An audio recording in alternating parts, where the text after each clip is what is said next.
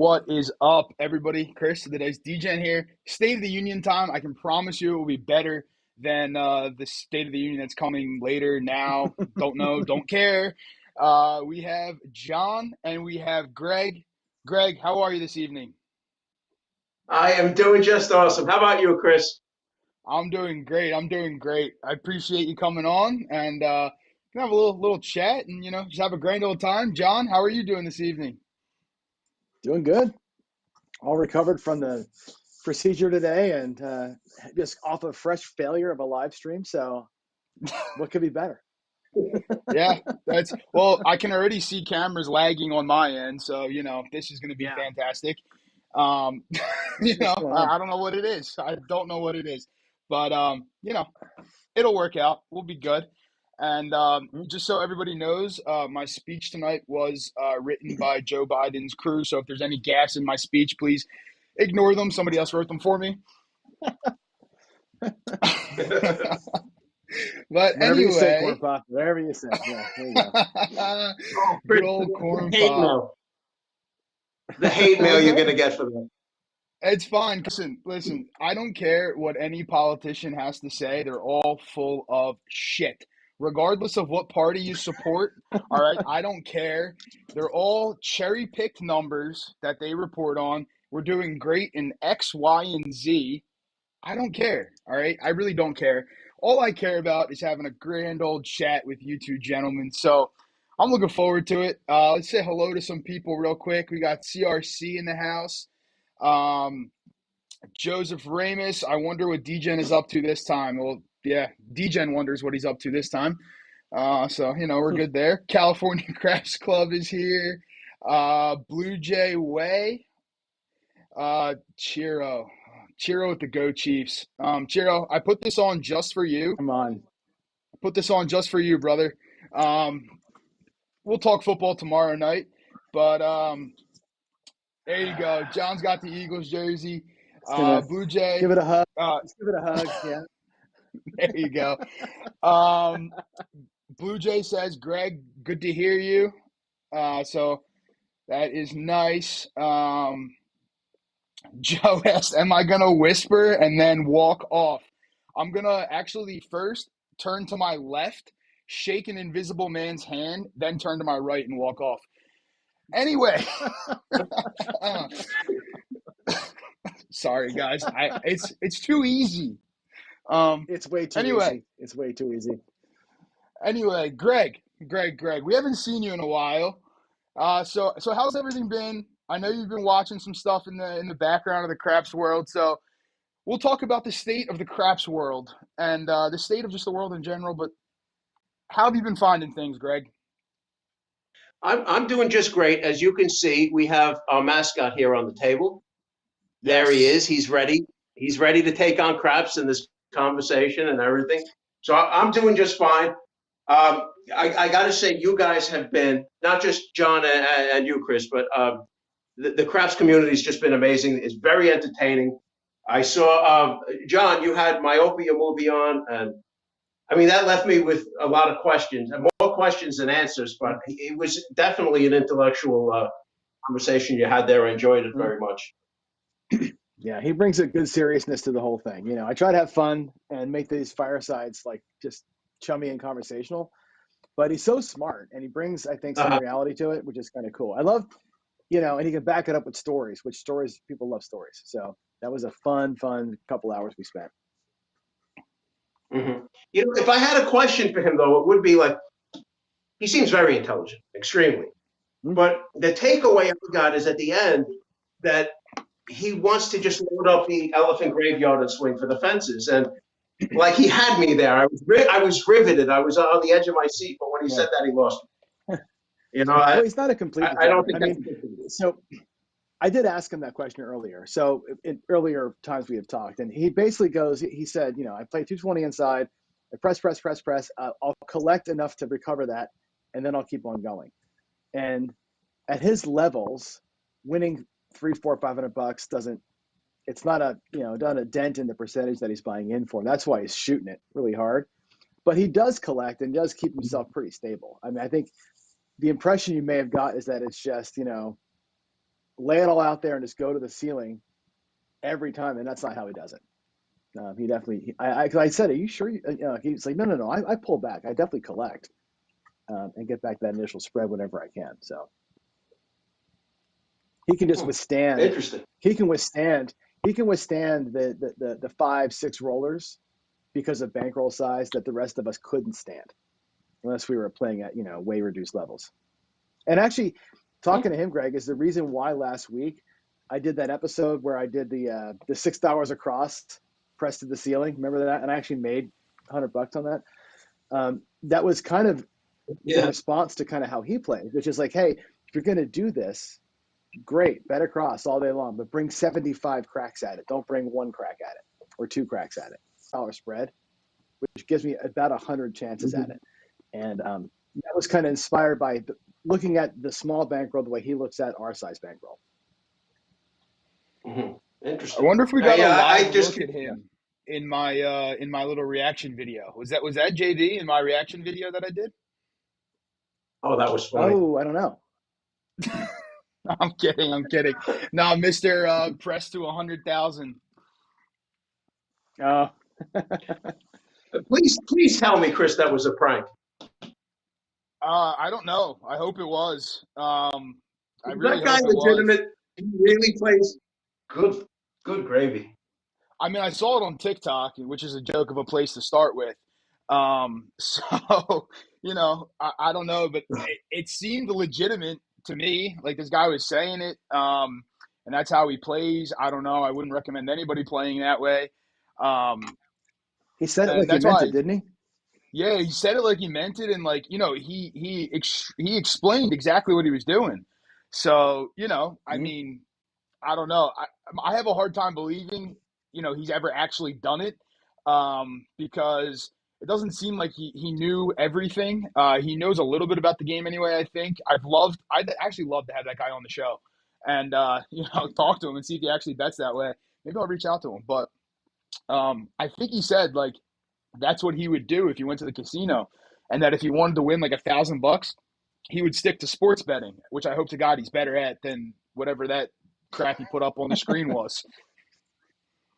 So is he purely TikTok? Is he the guy you say that teaches craps on TikTok? Is that where he comes from? So it's actually an account that on TikTok that just does betting stuff in general, right? So like they have just like ridiculous bets out there in general, but they have some people who actually put some actual factual information out there. And then this guy just goes around interviewing people. So like when the Eagles were playing the Giants, this guy was at Xfinity Live down by the stadiums, and people were talking football. But then I don't know. I guess he just found this guy at the craps table and asked him what he does. I wish he would have came to Parks after the Eagles game or something and found me, and I would have talked to him. But I don't know. So that guy. Okay, I misunderstood. I thought that guy had his own channel and his own thing. The other guy's no. running the show. Okay. Yeah, the other guys running the show. It's like an interview type thing, but he just bumped into this random guy who said, "Just put your paycheck out on the table and hope for the best." That's pretty funny. Pretty much, yeah. Turn your paycheck into a house. That makes it even funnier. That makes it even funnier, actually. And my problem with it is video at the time had like 300,000 views, and I'm sitting there looking at it like, I really hope people don't play that way, because. And especially like on a platform like a TikTok or something like that, right? You have people there who are actually looking for information sometimes. Sometimes you have people trying to kill time. But like if somebody saw that and was like, oh, like $100,000 to 100,000, like I need the 100,000 in my life. I have $1,000. Yeah. Well, don't play that way. Like that's not going to work. Yeah. Well, it's like bone throwers, make $3 million a year playing craps video that blew up like crazy. Complete clickbait, and obviously you can't play that way. But people want that. They want to be spoon fed a fortune, I guess. There's no easy way to do it. Yeah, guys, this reminds me of like Nemo style of play. Now I have friends that play like Nemo, and I have to say I enjoy playing with them. They're very exciting. Now I don't want to be them, but I love playing with them. I mean. It's exciting to watch them sometimes leave $10,000 up, but the losses guys like this take, I mean, if you ever had to sit with one of these people on the car ride home after they lost 20 grand, it's not fun. Talk about, I could ruin a night maybe with a loss, perhaps, but these guys can ruin a week or a month, like it's painful. I think at the end, these guys should be embracing low volatility craps and stop trying for these unicorn plays. I know factually, I've seen enough data that they don't work. Yeah, I 100%. think I think Waylon's though, got a but I perfect think Greg comment here. That has to say Waylon said that guy ain't walking around since he should never leave the house without a straight jacket on. that's funny. He should. That's Should keep funny. that straight jacket on. What were you Well, saying, I John? think so. I was gonna say to talk about what Greg just said. It's like, why are you going to the casino? And I said this to y'all so many times. Like, why are you going? If you're going there, if you're going to Vegas for 2 days and you got 3 grand and you want to let it on fire just because you want to have fun, then play like that. Hop everything, do the crazy shit. Who cares? You're there to blow your money up anyway. If you hit a home run, great. You had a great time. If you didn't, if you left 5K on the table twice, you had the adrenaline rush, great. That's awesome. If you're going to make money and make a trip to the casino, like, a night out with your wife, you're doing your thing, you're looking to make a few bucks, different goal, different mindset, low volatility play, right? I play low volatility stuff because it makes you last longer, right? It is the Viagra of the casino, low volatility play. You can last forever playing that stuff. And my wife is out there playing her slots for 4 or 5 hours. I don't care. I'll play DC all night long, right? And let's wait it out. Um, but I don't always play that way. And I think that's a question you have to answer. Like, why are you there? And that's why Yeah. I don't begrudge people from playing crazy strategies. And I don't mind putting a crazy strategy out. Say this thing could make you a fortune, but you better be playing it when you're already ahead or when you have money that you're literally found on the ground and you're going to just throw it away anyway. That's when you do those things. I think you got to have that's the thing that nobody seems to separate. Like I always say, separate the fly ship from the pepper. That's what I'm talking about. Like, when do you employ those kind of strategies? Yeah, that's a good point. That's a good point. I think Joe Ramos put it on my video yesterday with the 410 flip, right? Now that's you're looking for a home run, but there is a rack portion of Mm-hmm. that, right? Where you actually get out of the hand after that second hit, and then you're going Yep. for a little bit more with the home run play. But I think Joseph said on my video yesterday in the comments that he would play that if he was up some money, which is a good premise to Mm-hmm. have, right? Like you go for a goal, right? You hit your goal, and then if you have a little bit more, I know you're famous for your short stack, right? So yeah, Yeah. play something with the short stack, right? But you're not going to go out Mm-hmm. there and light a couple $1,000s on fire hoping for it. Now Fredo put something in here too, um, where he said that there's a lot of people who do play that way, and that he's seen people who lose money on a 22 roller. Listen, if you're losing Mm-hmm. money on a 22 roller and you're playing the light side, you should probably never step foot in a casino again I because hear that. that's absurd. I couldn't agree more. I Yeah. Go I ahead. lost money on the jackalope last week on a 34 roller,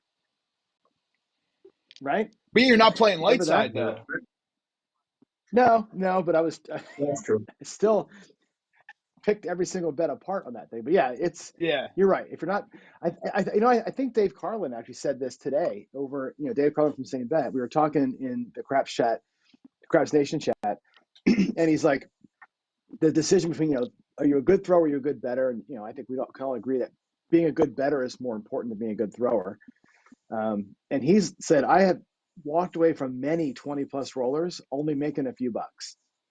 And he's like, it's good to make a few bucks and not lose. But I shake my head all the time thinking, well, what could I have done differently?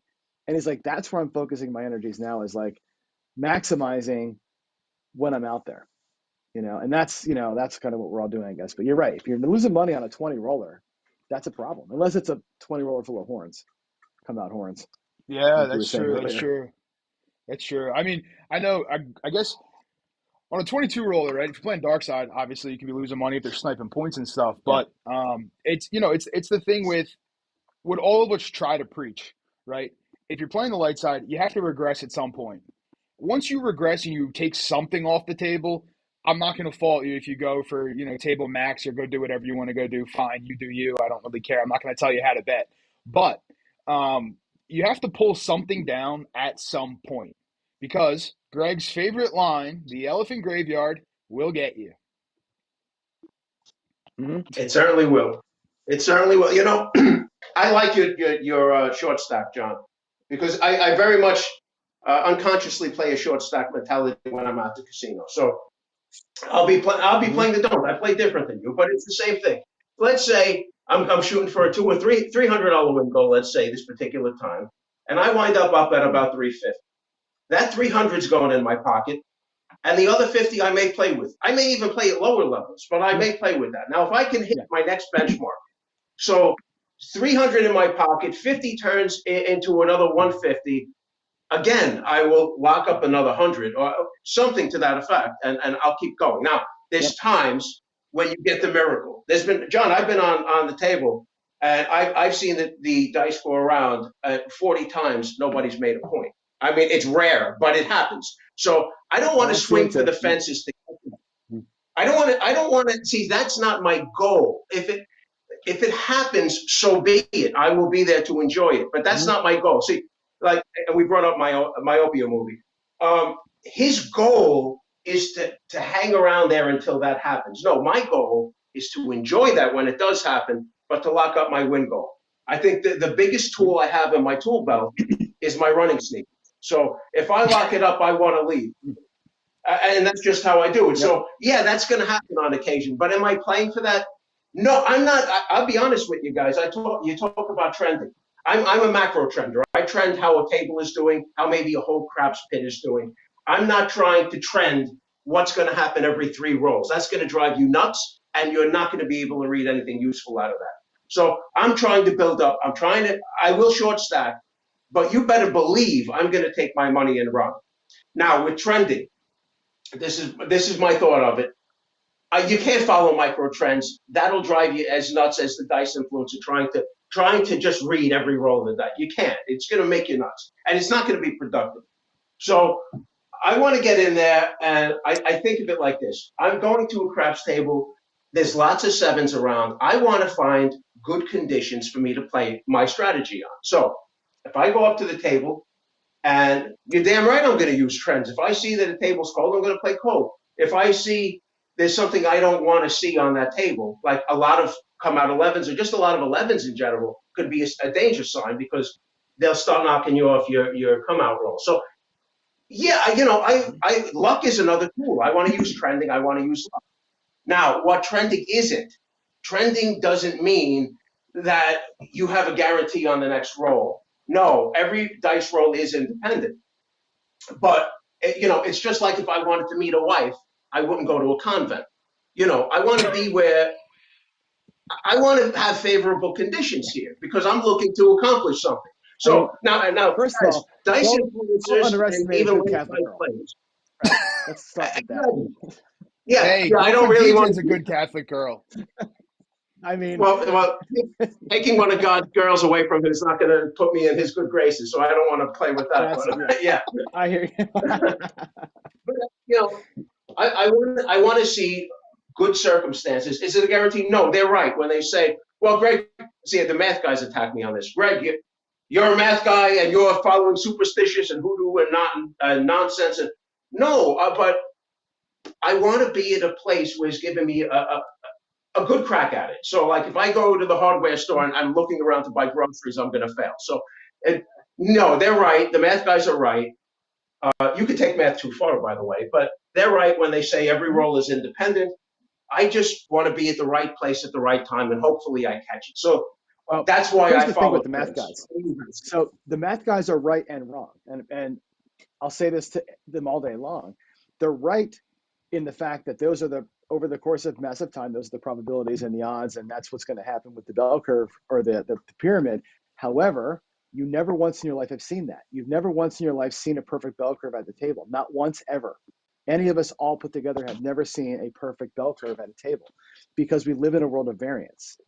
And you can call it trending, whatever you want to call it. You live in a variant every time you walk up to the table. You're always in a variant. It's up to you to determine what the variant is that you're in, and hopefully it stays in that same variant while you're there, right? The math guys get pissed off when you say the word trending because they say the dice have no memory and blah, blah, blah, blah. True. Doesn't change the fact that in this set of 36 rolls we saw yesterday, Alfredo threw like 6 or 7 nines in 20 rolls. That's a huge variant, and it happens. And if you happen to be betting on it and say, well, the more I see of a certain thing, the more, not the more likely it is to happen, but the more, if I bet on it and it happens again, I'm there and I'm still there and I'm still there. And it's called catching a wave. It's not called betting a trend. I think you're right. Macro level, yeah. Take hold. You're in a variant that is 7 heavy. Cool. You know, John, you brought up Alfredo. Can I just say something? He shot phenomenally yesterday, and yet I would have made money on him on the don't.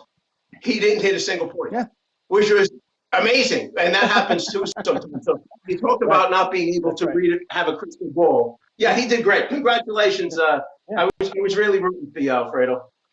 That, you know what's funny you say that? I didn't even consider that. That is like perfection. If you're a don't player, that to me is like the perfect table. It's like, hey, I'm on the don't.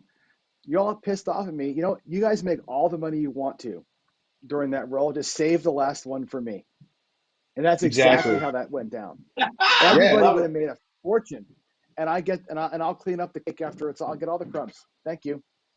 Good stuff. Man. Exactly. That was, yeah. I mean, John, you've played the dark side, you know it. Greg, obviously, you're the king of the dark side. So, like, and people don't believe it. And I hope they do one day, eventually, right? Like, we don't care if you have a 20 roller, we're rooting for you. Like, I'm hoping you continue to have a good roll. You knock the point, all right, maybe I'm not as happy. But if you're not knocking points when I'm on the don't, you can have a 40 roller for all I care. I'm rooting you on. And, like, I'm one of those guys at the table. I'll be clapping for you. I'll be cheering for you. You knock my point, nice job, shooter, good job, whatever. Because, you know, whatever system I'm playing on the dark side, I have the recovery system ready to go to recover from that loss. But, you know, like, long rolls do happen. And, like Alfredo's roll last night, right? He had a bunch of numbers back to back. I mean, I don't know if anybody watched Joe from Crash Master Journey this morning on his live. I think he rolled like maybe 5 or 6 times. All his rolls were like, I want to say 15 plus. I mean, he was sniping the 5s, the 9s, the 10s. I think he only hit a handful of points. Yeah. So, you know, Chris, you bring up a good point. And this is when I teach low volatility craps. This is what I always say. You get a guy who plays like me. Now I'm playing one bet. I'm playing a don't. But it has to do with volatility, number of bets, bet size. Now, I see the situation coming where I'm starting to lose a lot of bets. What Greg does is I say, whoa, and I pump the brakes. Now, when I pump the brakes, I may be down, and I may lock in that loss and leave that table because I realize it's not opportune for me to play there. But now you take this guy. He's 640 across, and he catches 4 quick 7 outs. He said he goes through the same process I did. He pumps the brakes, and he goes, whoa, I got to stop this. But by the time he does that, he's done. It's going to be very hard to recover from this if you lost it 4 times in a row. And I've seen it happen 4 PSOs in a row in my lifetime. So, you know, it's just my whole idea with craps is I don't want to die. I don't want them to kill me. If they don't kill me, I could come back. Now, tables are 7 heavy, right? So I'm expecting to win about 8 or 9 times out of 10. If I scout my table and things are going my way, I should be able to lock in a modest win goal and use my running sneakers, run out of there. In the time it doesn't go my way, I want to say, oh, hold it, whoa, this isn't the time. Let me cash out, regroup, and do a tactical retreat and come back because I know I'm going to have lots of sessions where the don't is going to produce for me. What I don't do is I don't just belly up to a table like some light-siders and some dice influence do, dice influences, and just here, boom, all day long, no matter what happens, no matter what's happened before, and no matter what's happening during, and just load that contest. Because I know this is a coin flip type of bet. And if I do this, I'm going to hit a symbol that I don't like, and I'm going to get wiped. So, yeah, I think luck and trends has a lot to do with this as well. but I also am not likely to bust my entire bankroll. It's only happened a couple of times in my life. So I think that's a very important distinction, guys. Mm-hmm. No, well said. Yeah, agreed. And I mean, you don't, the other thing too, you don't let the same shooter beat you too many times when you're on the dark side, right? After you get beat a couple times, you take the loss, you wait for the next guy to come. And the reason I bring that up too is because Lou just popped in and said, rule number one, don't play dark side when East Coast Clay is shooting the dice. I think everybody's seen the picture of the guy in Atlantic City whose face was like this after Clay sniped him off the 10 three Yeah. times as he was martingaling the don't and martingaling his odds. And that's how you can lose a bankroll very quickly. Yeah, well, never martingale. I mean, I don't care what you're playing, just never martingale. Don't do it. You guys are smarter than that. Yeah, there's too much evidence to support not doing that to ever think about doing it. I could never do it. I mean, just JB's story alone the other day, $5 martingale turned into a $44,000 loss. Yeah. And I have no reason to doubt the veracity of that story. And I'm like, damn, can you imagine how soul crushing that, even if you had the money, how soul crushing it would be to just give away $44,000 like that? Holy crap. Yeah. And Can you picture that would be brutal. The car ride home must be brutal, knowing that you yeah. just lost 44,000. Oh man. I mean, you're playing sad songs after you just like broke up with your high school sweetheart type songs in the car on the ride home. You're like singing to yourself over there and just absolutely crying. Greg, Alfredo has a question for you. If anyone else has a question, you can put a Q in front of it, or you can just ask. I'm watching chat. So if you have a question, feel free to shoot a question. Alfredo asks, what is your progression as you lose if you start at $25 or $50? See, I generally don't progress my bets. I don't progress. The reason being is I'm expecting variance in there. I don't want to chase a losing session because, like I said, there's going to be sessions where you get caught off guard. So why do I? That is by me increasing my bets, I'm increasing volatility. So I don't do it. I keep my bets standard where I want it. Now I know that's not popular for people, but I decide what my bankroll is in advance, and I decide what my bets are in advance. So if I'm playing, let's say that the standard 5-5-5 don't, I'll go ahead and take 25, and sometimes I'll take 30, other times I'll take 60.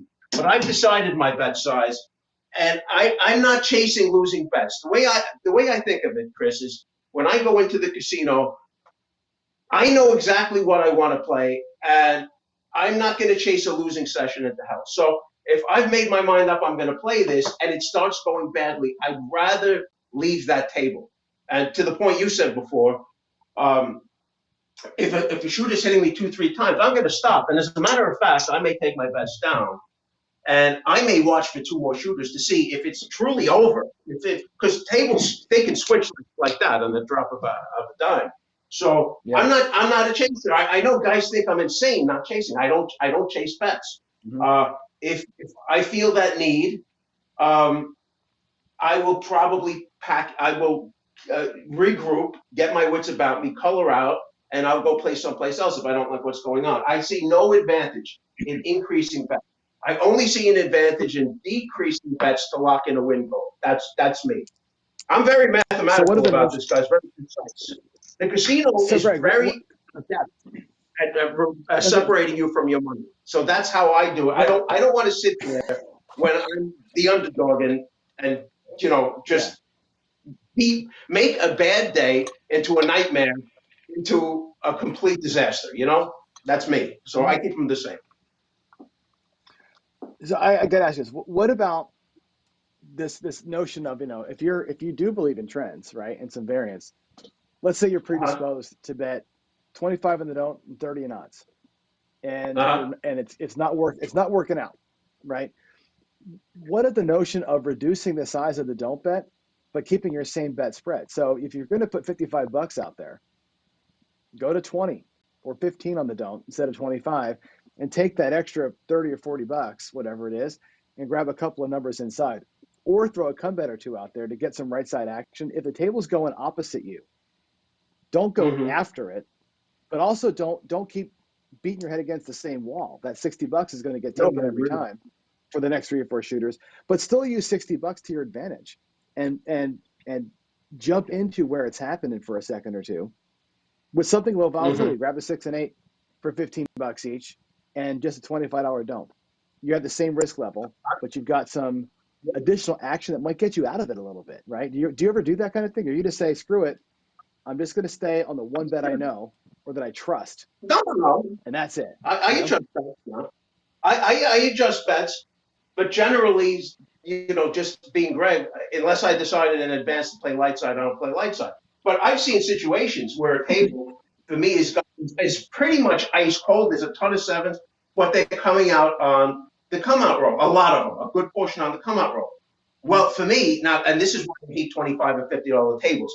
Guys, I think you should boycott casinos that give you $25 and $50 tables only, because I'm playing, as you said, I'm playing $55. Here it is, $55 to come established. Boom, and 30 odds, right? Typical 5-5-5 don't. If I'm noticing I'm getting whacked on this come out roll, I'm taking the same 55 and I'm playing the nickel there because I'm 7ing out every time, and I'm putting the rest on odds. So I'm adjusting that one. I don't really like to switch sides in my play while I'm playing, because a lot of times when you switch, I feel like you're in a bad flow and you start making bad decisions. Exactly when you decide to change your bet is exactly when it goes the way you would have played it before. So not too nuts about that. I only play don't for the most part. But when I do, there's lots of times I'll see a table. I saw one time table went hot, and I noticed a lot of fours coming out. I already locked in my profit. I bought a 4 for a quarter. I wound up hitting it 8 times. And I pressed it a little bit, and I made money on that side of it. And I says, let's see what happens type of deal, because the 4 just happened to be hot. So I played it. Now, guys will tell you, well, you're out of your mind. You're playing a 4, the odd, that's the worst bet on the table. Yeah, well, it happened to have been hitting, so I did that. But yeah, switching back and forth, I get a little skittish. I think people tend, when they switch, they kind of, their timing's off that day, and they tend to make the exact wrong decision. So I tend not to, but I certainly understand where you're going from. And I'll say this: Well, that's just why. putting a 60 Well, and that's why I would table. recommend. So to me, Yeah, Greg, so go ahead. what I'm Never a bad suggesting bet. is, or what I'm asking is this is not so much a switch, right? Because you're right. You can go from playing $55 on the don't and going, well, screw this, I'm getting destroyed. I'm going 66 inside, right? That's the pendulum swing, right? That's voting for Biden, I guess, right? Other side of the table, right? What I suggest is there a transitional play? You go, you know what? The don't's not going so well, but I want to keep some red action, light red action, but red action. And that to me is where, for me, that's the horseman. Like when I feel the table shifting, Exactly. I go to the horseman Yeah. because I'm going to get some right side action, but I still have that anchor on the don't pass that I like to have. I'm like, it centers me into reality, and I get some light side play. If it stays hot on the right side, cool, I make a little bit of money while I'm waiting out for the thing to turn. But yeah, I think some people read the table and go, oh shit, it's fully right side, and they go all in, and that you can't have that pendulum swing, and that's what you're advocating against is going too whiplashy, right? And then it's suicide. It's suicide because they don't know if the table actually went the other way or not. You just, see, you know all this stuff, John, in the rearview mirror, like you said. Yeah. It's funny, Greg, actually, like, I mean, John and I've had the chance of actually playing with you live and over the phone and stuff. But for anyone who is actually wondering, even with fake money, Greg struggles to progress those bets up. He'll keep it flat. And I can tell you that for a fact because him and I rolled out for hours. Yeah. And even when we're playing the Storm, right, you sit there and you get just bopped off your don't pass a couple times in a row. And you're sitting there like, all right, like, should I start increasing my don't pass to make up for it? Greg's like the angel on your shoulder telling you, don't do it, don't do it, don't do it. And he won't do it. And, I mean, I can attest to it. I'm sure John can too. And in that same moment, Chris is going, fuck it, 150 in the field. Right? You just railed up into the field every time. I'm like, dude, like living up to your name. I'm like, I want a DGen like neon sign on this guy. Well, we all have a little You know, degen in us, John. We know that. Yeah, we do. I want to verify that exact thing you said, John, actually happened. F it, and he's in there. 100%. Yeah, 100%. I can Dude, definitely corroborate we, that story. oh my God. Me, Ian, Jen, we witnessed it. Yeah, at the tables It at just Ellis went, Island in Vegas. we're at the it's like, push it all in.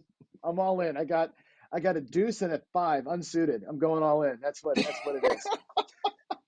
It's Yeah, that kind of day. it was that kind of day. It was that kind of day. Greg, real quick as a follow-up, Duracell asked, how many come-out losers or pickoffs do you leave or stop betting on a shooter? If he hits me, twice, I'll usually hedge out. So like I will stay there, but maybe I'll hedge out with the 4. Okay. If the table's otherwise good, yeah, I'll take 2 in a row from him. I'll generally hedge out for 1 roll. I'll see where it goes. If he beats me the 3rd time, no matter how he beats me the 3rd time, I'll probably just sit out. And if I notice that the table's not trending the right way, I just leave. Because as a don't player, I'm like the prettiest girl at the dance. Everybody, all these tables are vying for my attention. So I don't have to actually play at this table. If they don't treat me right, there's 6 more tables oftentimes lined up that have empty spots because they're ice cold. Why do I have to sit there and fight this? But yeah, I'll give them 2 tries. If the table's really been ice cold for me, I'll just hedge it out. I mean, you can hop a 7 if you want to. I don't care, but I'll lay a number. There's tables where you're really getting hurt like a lot on the don't. Well, you play an Andre for something like that. So, you can switch it up, but you want to see something you want to see at that table. You want to be at the right place at the right time. Yeah, you just got to pick the right convent, right?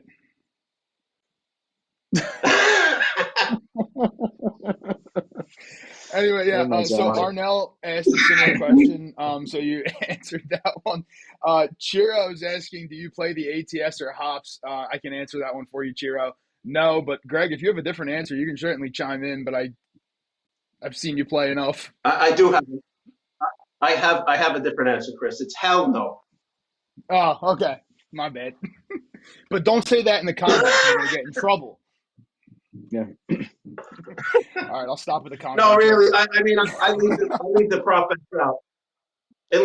All the prop bets, all the Carnival bets, I don't play them. Now, I mean, sure, you could win on them occasionally, but I mean, is the ATS really gonna? If you're playing it at normal levels, is it really gonna change your night? Most times, no. If you're playing 100, 100, and 100, and you hit the all, yeah, it's gonna change your night. But usually, what's gonna happen is lead on that bet. It's going to cost you so much money that when you calculate what it cost you in a night, calculate it over all the shooters, it's not worth it. It's a high house edge bet, which it's not going to pay off over time. It's a guaranteed loser. Well, it's gotten worse because at least it used to be a 7% house edge when they paid it right. Now they're at 150 and 130, and it's like a 14 point something percent. It's ridiculous now. But Ed Robinson said this the other day, and he's 100% right.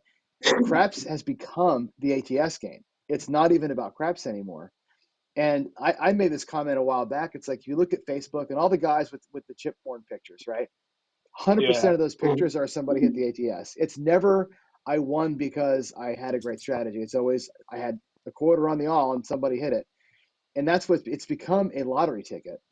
And it's kind of a shame. I never play it. I literally I bet it for the dealers when I shoot. I give them 1-2 or 1-3-1 when I shoot as a gift, but it's throwing $5 away. And I think watching people bleed their pass line bets. But pass line bet is not my favorite bet anyway.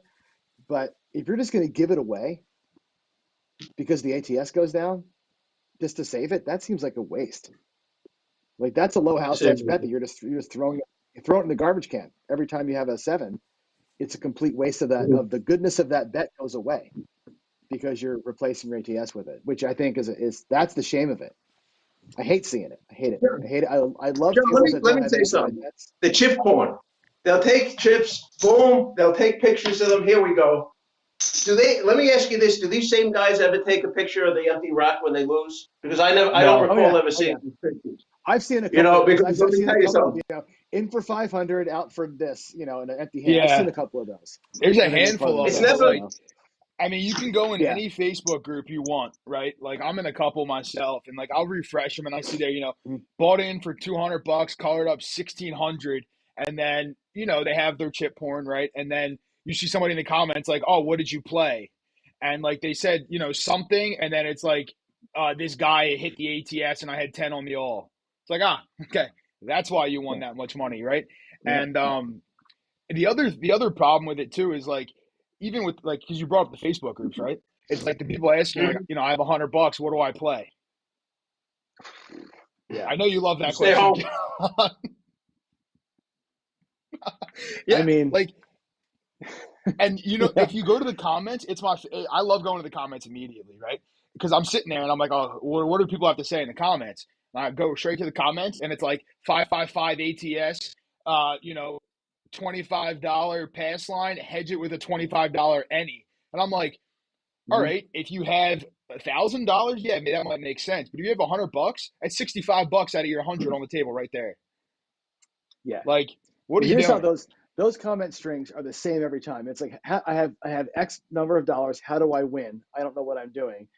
First person gives us some degen thing like that, like put it all in the field or some shit, right? The next Yeah, guy comes in and says, no, no, no, no, no. You got to play pass line with max odds and 2 combats. And then the third guy comes in as Garrison, who starts a shitstorm about buying his book, and then it's a whole thing, right? That's exactly those comment threads, right? yeah, It's yep, degenerate, it's pass line, it's degenerate math guy Garrison in that order every single time. It makes them fun, but God, it's just annoying, And the chip porn, have you seen this, in for 500, out for 3 grand, and he's got his hand out with a bunch of chips in it, and it's a woman's hand. Like, oh, nice fingernail polish, Fred. You know what I mean? You get that a lot too, where it's a yeah, bunch of BS. They're just trying to post to get clicks or whatever. So I don't trust any of that crap. You know. yeah. I You love know, those ones too. Like, you see them too we're- we're- sometimes. It's like somebody will say, I bought in for $100, colored up for 2,000, and then you sit there and like they'll take pictures of their rack throughout, and like Mm-hmm. they actually started with like $1,000, and it's like, well, all right, you still made a nice profit, but like you didn't buy in Right. for 100, you Be forgot a honest. Yeah. zero on there, boss. Yeah. Well, what I want to start doing, actually, we could probably do this. Now that there's good AIs out there, you could probably take all the chip porn pictures and put them into Google in Oh their image yeah. API and see how many of them are the same. Like, I want to know how many guys are reposting other guys' pictures, right? And be like, hey, in for 500, out for 8,000. Like, hey, you're white, and that's a black hand. Like, what's happening there? You know what I mean? Like, there's Yeah. that going on for sure. So It's also crazy yeah, too to that's a see side project. some of the rails where they have like a million $5 chips and $1 chips, and they're sitting there like Yeah. hell of a day at the casino, and I'm sitting here like $250, $300 in your rack if I counted that right. Like, and then you Right. have people in there like, oh my gosh, what's that, like $10,000? I'm like, well, you've clearly never been to a casino. Red chips are black, or red chips are five Yeah. bucks, white chips are $1. Like, yeah, you might have a boatload Hmm. of them in your rack, but if you have Yeah. black chips in there, it's a difference. Heck yeah, Greg, I man. got to ask you a Heck yeah. question. Greg, I have to ask you a question. I need some support. Okay. Go right ahead. Yeah. You're gonna be the second voice of reason here. Would you ever play not a $25 table? Would you ever play at a crapless table? And how do you No, think people there's should no look at need those to. things? Well, there's no don't on it. The pass line is No. they managed to make that a bad bet. Uh, Now, if I saw 6 and 8 trending, it's basically the same thing. So if I saw a very heavy table with 6s and 8s, I might play a 6 and 8 there. But that's about it. There's no other reason to play it. They managed to turn this pass line at, what is it, a 5% house edge? It's ridiculous. So Yep. they Yep. killed the one good thing they had on the table. No, I wouldn't play it. Dustin asked a question: is the ATS a I gotta ladderable take a call right back. strategy? Okay. John's leaving. Dustin asks, is the ATS a ladderable strategy? Yes, if you have unlimited money in the bank, probably. You can ladder anything at that point. I mean, yeah, if you want to play a bad bet and parlay on it, I may be my guest. Yeah, I I mean, mean, you guys have seen people who do this on the 12 and stuff, and they get a lot of times they go bust doing it. It looks. Or John, you did it with the 3 or the 12, didn't you? And the yeah, reality John. is, sometimes you're going to have a good day, but a lot of times you're going to go bust. Yeah, John. That's the one day he rolled out for Friday Follies. He rolled out like the ace deuce and like 46 rolls, didn't hit it once. A lot of sevens in there though. So yeah, I mean, you can, technically speaking, you can really ladder anything if you really, really wanted to. The problem with the ladders is that you have to have a bankroll that can withstand the ladder. Because something like the ATS, I mean, that's it depends where you are too. Because like in Atlantic City, for example, you can't bet the ATS for $1. It has to be 5. So Really? like you're going 5 5 5 across, right? So then I guess what I mean, you get quite a few cracks at it, but you have to find someone who's going to hit at least a piece of it for you, and it could get expensive That quick. that feels that feels like a Friday Follies kind of thing. I should do like a laddered pass line and ATS. 15 and 15 and go 20 and Well, that's Would you what do? that's what we're Would you talking do? about. So Dustin asked, "Can you ladder the ATS? Is it a ladderable strategy?" I saw that. We should try it. Would you Maybe that's a ladder good it, Friday John? Would you episode, right? ladder it at 10, 10, 10, 11, 11, 11, 12, 12? Would you do something like that? Because you might actually I'd be probably able go to, a buck.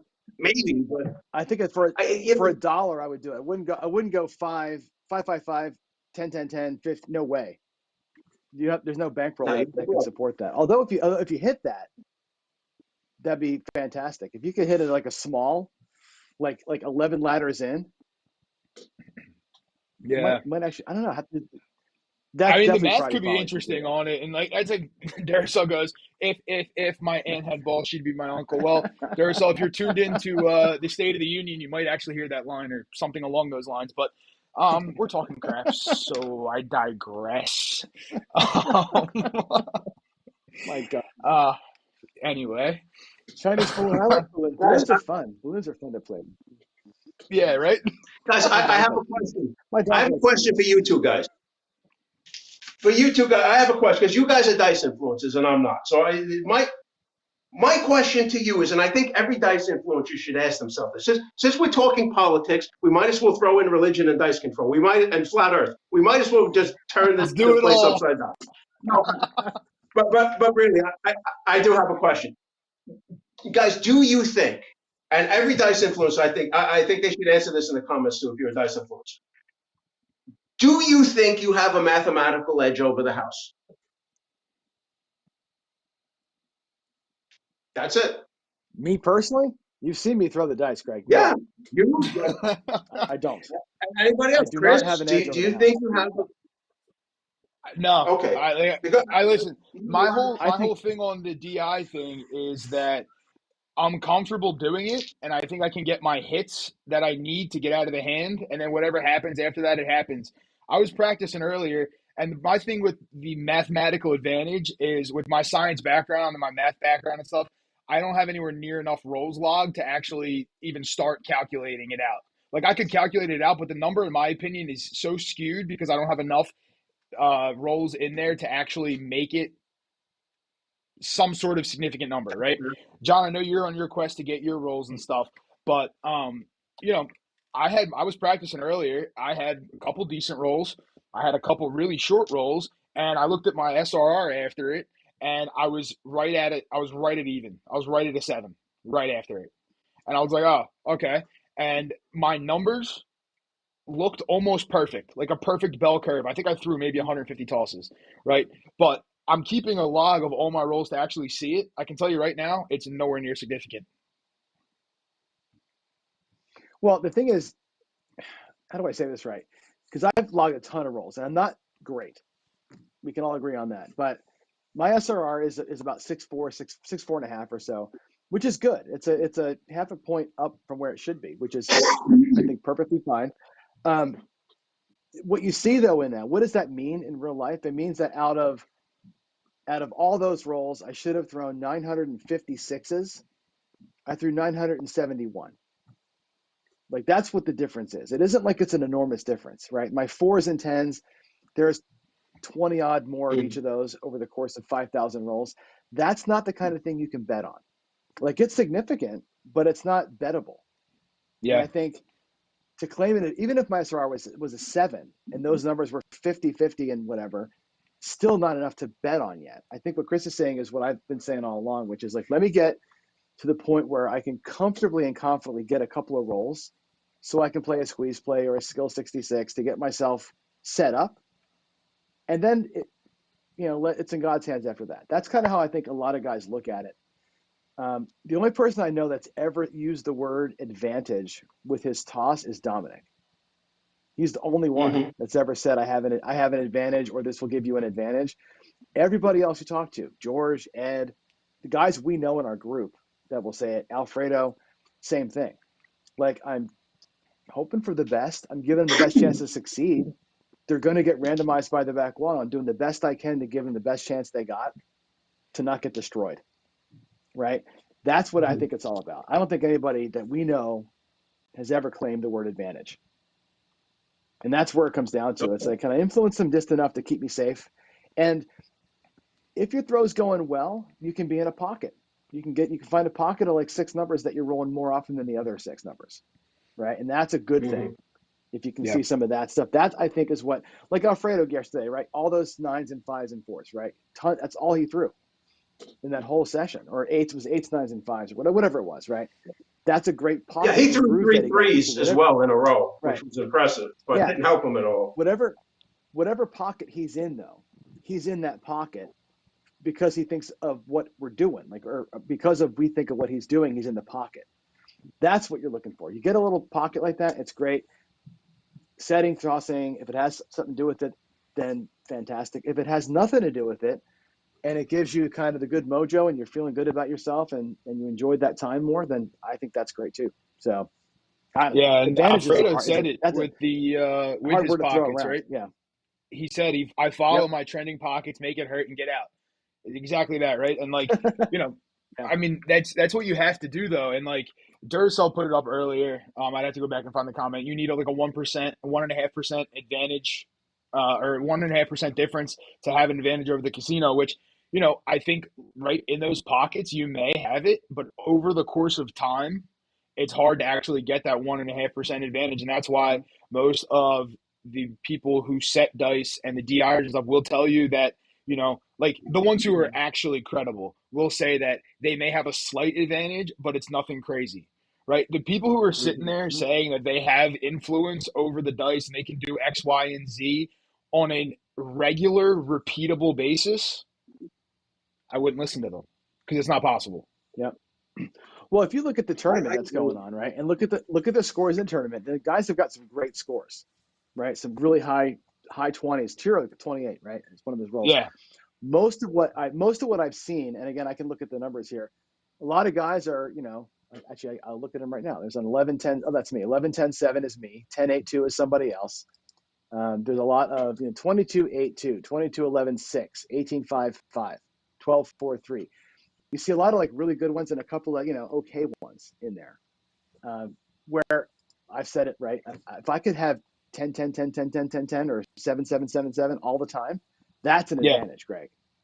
That would be an advantage. Well, not that I can throw 50. I would go. If I could consistently give me 7 or 8 that are good hits all day long, but you can't. Right? That's the And here's the thing, John. I'm thinking if somebody says that they have this advantage, this steady, you never know what your actual advantage is at any given time because it's not static. But if you do think that you have this advantage, then you should play this game and never leave the casino because you have an advantage over the house. So time is actually your friend. And I don't think 99.999% of dice influencers, if not 100%, don't have an advantage over the house steadily enough to even be considered an advantage. You said that you're in a pocket. Yeah, but what's the causality with that pocket? We don't know why we're in a pocket. And it's just so hard to really argue one way or the other. So what I'm getting at with this is if you wind up finding yourself in a pocket and base your confidence on that, you don't know the causality, the why. Has the enemy gotten into your head that says I have an advantage over the casino. Because once that creeps into your head, whether it's true or not, it's subtle, and your behaviors on the craps table will change if you really believe this. And this is really where I wanted to go. I wanted to see where guys' heads are. It's interesting to see that most guys in our group, in Craps Nation here, don't actually think that. But a lot of guys who practice this do actually think that, and I think it's a destructive force. Yeah. And I think, it's a discovery phase too. I think, and I've talked to Alfredo about this, because the betting style is, and Ed does the same thing. We'll go out pretty light. They both go out pretty light, and they see what they're throwing first, and they discover what the pocket of the day is, and they can adjust a set here and there. But really, it's like, okay, today I'm on the outsides for whatever reason. So that's where they'll adjust, and they'll get more aggressive as it goes. But I don't know that anybody that I know that does this practice goes out there super heavy that we talk to. I haven't seen it. Chris, I know you've played with East Coast and those guys and Lou more often. They don't. When I was there, No, I don't see them going out it's there the same way across and pressing to the ceiling. It's let's find where we are today, and if what I'm doing happens to be causing this pocket, the causality Greg's talking about, if I happen to be in a groove where, for whatever reason, my throw today on this table is working this way, then they'll make an adjustment. But it's not even a huge adjustment. It's just kind of I'll stay out a little longer on those numbers adjustment, but it's not like dumping the rail. I don't think exactly. we see that. And that's like you mentioned, Clay, you mentioned what's it called? Jeff, Lou, even Adam, right? Like when we went out there and we were playing Atlantic City, right? There were some great rolls back to back to back. That didn't change the initial outlay, right? Everybody goes out there and starts with what they're starting with, and it's nothing crazy. There wasn't a single bet out there over, I want to say like 110 inside was like a normal thing because we were playing on a $25 table or even on the $15 table, 110 inside, maybe 154 at times, but nobody went out there 220 inside. Didn't happen, right? And then you can tell somebody is hitting a number consistently because you can see who's pressing what, right? So you have like me, for example, right? I was doing like a 22 inside press. So you could tell that inside numbers were hitting because I was pressing the inside numbers. But if you look at somebody like Adam, right, he's pressing this single number and stacking it up. Same thing with Jeff, right? They're pressing the numbers individually and stuff. So you can see numbers are hitting. But I mean, our initial outlay didn't change just because Jeff had the dice. Jeff just came off a 27 roller. Doesn't mean that I think Jeff's going to throw another 27 right after it. So I'm going empty rack across, hoping for it to, make as much money as possible. It's not how any of us did it. And, it helps because after that 27 roll, there could be a PSO. And it's exactly what you're saying with those rolls in the tournament and stuff, right? People have great rolls and then, they have a short roll to follow it up. And it happens all the time. If you go to the casino, I mean, anybody who's been to a casino, they can see it, right? Somebody has a great roll and they follow it up with two short rolls. It happens all the time. Yeah. Well, to me, it goes in a direction. It's almost, this is going to be a completely seat of the pants observation, but it feels like it's always directional. Like I suck, I figure out what I'm doing and I get a good roll, or I come out hot and heavy and I made my money and I'm too confident and I F it up. And then I'm in the toilet after that. You don't really see a lot of 27, 30, 40 from guys, right? I see a lot of 3, 4, 15. That's what I do most of the time. Come out shitty, come out a little less shitty, have a pretty good roll, and then I can leave. That's my normal pattern. And I feel like, Greg, I know you're going to think I'm full of crap, but I feel like when that happens, I've learned from each throw. And I've made an adjustment of some kind. And now I've got the table, quote unquote, figured out. Whether that's real or not, who can debate it, right? But that's how it feels to me sometimes, right? And what is crazy? I don't think that at all. I believe you believe it. Whether or not it's actually true or provable is another thing, but I believe you're legitimate. I believe most of the guys in Craft Nations are legitimate. Let me give George a shout out because I actually think George is a freaking genius. George from CY.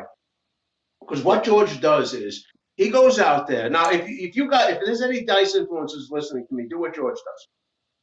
He goes gambling maybe once a year or maybe a little more or a little less. And then he practices because he enjoys practicing dice influence. He practices 20 minutes a day at least. That's brilliant because he enjoys doing it. He's having a good time. Maybe he's getting better, maybe he's not. But his actual dollar exposure doing this is not bad, and he's having a good time in the process. That's where I think dice influencers are onto something. Because some guys are competitive and like to feel like they're doing something, like I'm actually controlling, or I'm doing something to improve my chances. Whether you are or not, I don't think that's really the point here. I think George is a genius because he's not gambling often, so it's throwaway money. And it brings me to something that I want to talk about. I stopped playing craps in the casino, and I started playing mainly here on my own table, because I think when you finally reach a point that you made money over the casino, the logical conclusion is craps should either not be played if you're lucky enough to lock in a win, or you should go recreational. So I would treat now, if I went to the casino now, I haven't in a long time, but if I did, I would treat this, what's my discretionary money for the month for entertainment? Now, I like to go to a steakhouse once in a while, high-end steakhouse. So maybe I do that. Maybe the other guy goes gambling. Maybe he plays craps. But whatever that discretionary money is, I say you use it, you have a good time with it, hit or miss or lose, you don't look back on that money with regret. You say, no, this is what I enjoy. I did it, and yes, it cost me this time. And that's how I think you should play craps. And I think George does that. So I tip my hat to the man. I think he's really good at what he does and has fun. Yeah, that's why you don't put rent money on the table. Well, you know what? I think Greg's onto something there too, though, right? The whole home practice table thing is genius, right? And here, how do I word this right? Because the tournament that we're doing, the throwers tournament, it's made us all kind of competitive. Not just a tournament in general. I want to throw as good as Alfredo, or I want to throw as good as George, or I want to throw as good as Ed someday, right? So you have this kind of moving target that you're kind of playing against on your own table with our channels anyway. I think the same thing can be said of like what Crapsy's done, right? Like, we bring up Nemo's name a lot because he bets crazy on Crapsy, but that's okay, right? Like virtual craps is not real craps, right? You play different in tournaments, Mo. AZ's channel, I went and got thumped last weekend, right? Because I was trying something super aggressive. I would never play that way on a real table, right? But in a tournament situation with funny money and you're trying to put on a show and have some fun, you do nutty things and it doesn't matter. And I think that's where some of the throwing stuff is too. We're just cameras on. How many friends have you made or have I made, because we're all throwing together on camera and we visit each other's channels and we're like, hey, how you doing? Good shooting today. And that's pretty cool. Yeah. Ultimately, it's created a really cool community. I think Kevin in our Discord said it really, really well stated. I'm going to have him on Fireside one of these days. He said, it's really hard as an adult to make friends, right? Think about that. I Adam have said it. zero Adam friends. G. As Adam. Okay, so I knew somebody And said it's hard. Adam is one of the coolest so people right. ever in person. Yeah. It's so true. How do you make friends as an adult? You don't, because now we're in a world where my kids are done, right? They're done playing baseball. They're done playing volleyball. We used to have that circle of parents that was our friend group. They're all gone. Everybody's moved away, and it's like, this is something kind of neat that we've built here, and I think the throwing competitions, let's pass the strategy back and forth, these kind of shows, this is actually pretty real friendships. It's cool. It's super cool. And I think the throwing thing, begrudge it, believe it, love it, hate it, whatever, it's brought people, it's brought like a different look at it, I guess, right? Where you've got people that are actually like kind of communicating through it. I think it's cool. I agree. No, I completely agree. And it's funny because I've said it before that I feel like I talk to you guys more than I talk to my friends. Yeah, I might text them once in a while, but I see notification from John pop up. I'm hopping in there. Hey, what's up, everybody? And then naming person by person by person by person, right? I do it for everybody though. And you pop in there, you say hello, and it's oh, how's everything going? People message you on Discord, there's conversation going, and it's awesome. The community that, has been built and stuff. And watching people throw, and it's giving that positive encouragement and stuff. It's always really good to see. And it's great that, there is a group like all of us. And then, you get to meet people in person too. And it's they weren't just a persona behind the camera. It's they're just the exact same way in person. So true. I agree. I don't even have a channel anymore, and I still talk to guys, personal friends. A few of them are YouTubers, a few of them aren't, and it's just. I mean, really, the game. What I love about games, I've always been like this, is the game is the vehicle for the friendships. Just like if you know, when you're at home with your family, you have dinner with your family, you make that time to have dinner. It's not the dinner that's important. It's the friendships. It's the community time together. It's time you're not staring into whatever your black box is, whether it's a phone, a Yeah. computer screen, you know, and you're actually having live human contact. I think it's wonderful. I've taken friends out of this. And I honestly think a lot of people need these days to unplug just from technology in general. And these friendships, this human interaction is what's sorely missing from our everyday lives. You know, even these kids, I feel bad for them. They can't even socialize. They don't know how anymore. I think it's a terrible thing. So yeah, I agree with you guys 100%. Yeah, I Well, mean, and look at I it now, think right? The whole purpose, like the State of the Union thing, it's a play on words, obviously, because people know what's going on politically right now with the State of the Union. But I mean, there's 40 people watching right now, right? And the chat is literally flying. Like, I don't know if you guys can see the chat, but I can't even look over Mhm. while I'm listening to you guys. And like, the chat is absolutely flying, which is great. And Duracell, I appreciate you for saying that. But like everyone's saying, you know, like they made great friends from it. Skill has this reminds me of the Mickey Mouse clubhouse with names, but you know, like it's true. And like what Greg said, right? You know, you meet around the table for dinner and stuff, and like, you know, the food is whatever. It's, I mean, now for John and I who cook or used to be cooks, like that's a little different story, right? We care about how the food tastes, but that's just us. But like, it's funny. Girlfriend DJ's mom, right? She'll tell you flat out she can't cook. She will put her best effort forward to cook, have like a group around the table. There's always money in the drawer ready for pizza, just in case. She can bring, burn bringing a water, huh? bringing a backup turkey to Well, Thanksgiving, right? That's I awesome. mean, she might be watching this, so I don't want to say anything. You know, but That's funny. Yeah, I mean the friendships are great, guys. I encourage people.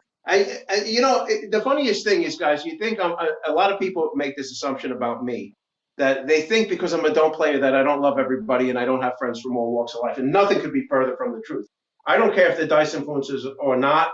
I really think the human interactions are the only thing we're taking out of this. So, and you know, this isn't a real popular thing today, but I think we should have varying opinions. And I think we should, in a good way, test each other, our ideas and principles and what we like. And we should test it. Like, how many times have I been inspired by another YouTuber to look at a strategy I would have never Hmm. played? And I wouldn't have done that if I dismissed them. So, you know, a lot of guys, they say, you know, I was going to dismiss you out of hand when you said you're a don't player. And then they didn't. And they listened to me. They said, wow, you know, you gave me a brand new perspective how to look at it. And then they said, yeah. and on top of that, you're a bug out. I love hanging out with you and having the time. You know, so we made friends. So I think we need more of that, not less of that, to be honest with you. Yeah. No, I agree. That's a good point too. Like, you know, obviously opinions are like assholes, right? Everyone's got one.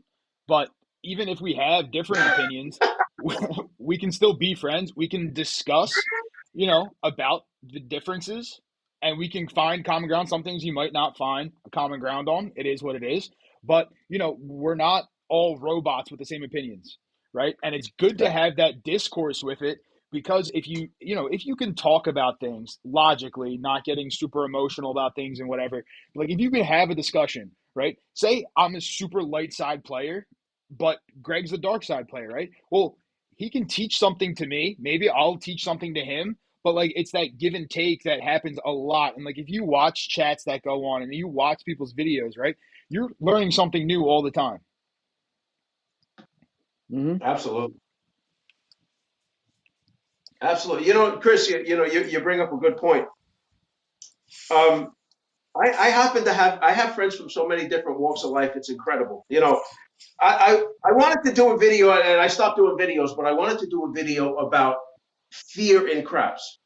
Fear. And most people, they think of fear and they think fear in craps is, oh, well, scared money doesn't win, that type of thing. But this friend of mine happens to be a rabbi, and we were actually having a theological discussion. And he was in the Old Testament, the Torah is his Torah. The Old Testament is his Torah.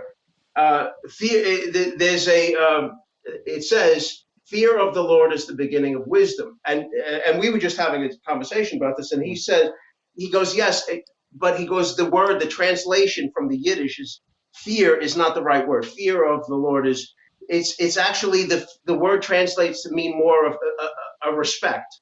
So I think like fear in the game of craps too. And I wouldn't have known this if I didn't have a rabbi for a friend, but we discussed it. He says, yeah, the translation doesn't exactly, things don't, it's lost in translation. I think there's, on a craps table, I think there's good, healthy fear. Like, for example, all right, not even on the craps table. When I was a young kid, 18, I made pizzas in a pizzeria.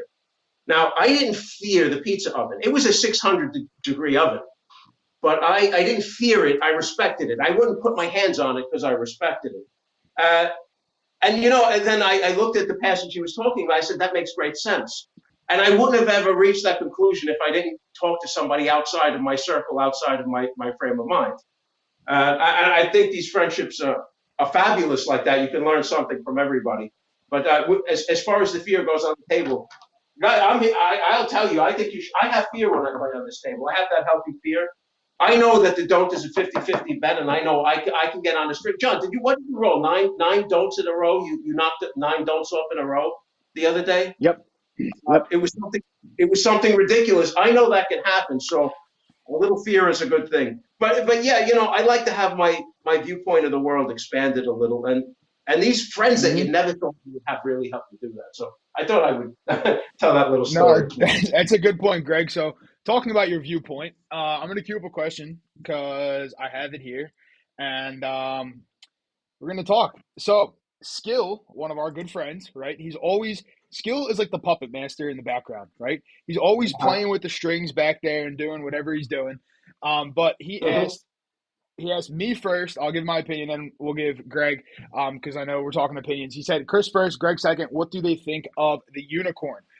So since we're talking about unicorns and fairy dust and how great the economy is and gas prices and all that good stuff, the unicorn. So I like the idea of the unicorn. I think what you have created is a good potential play for a sort of unicorn.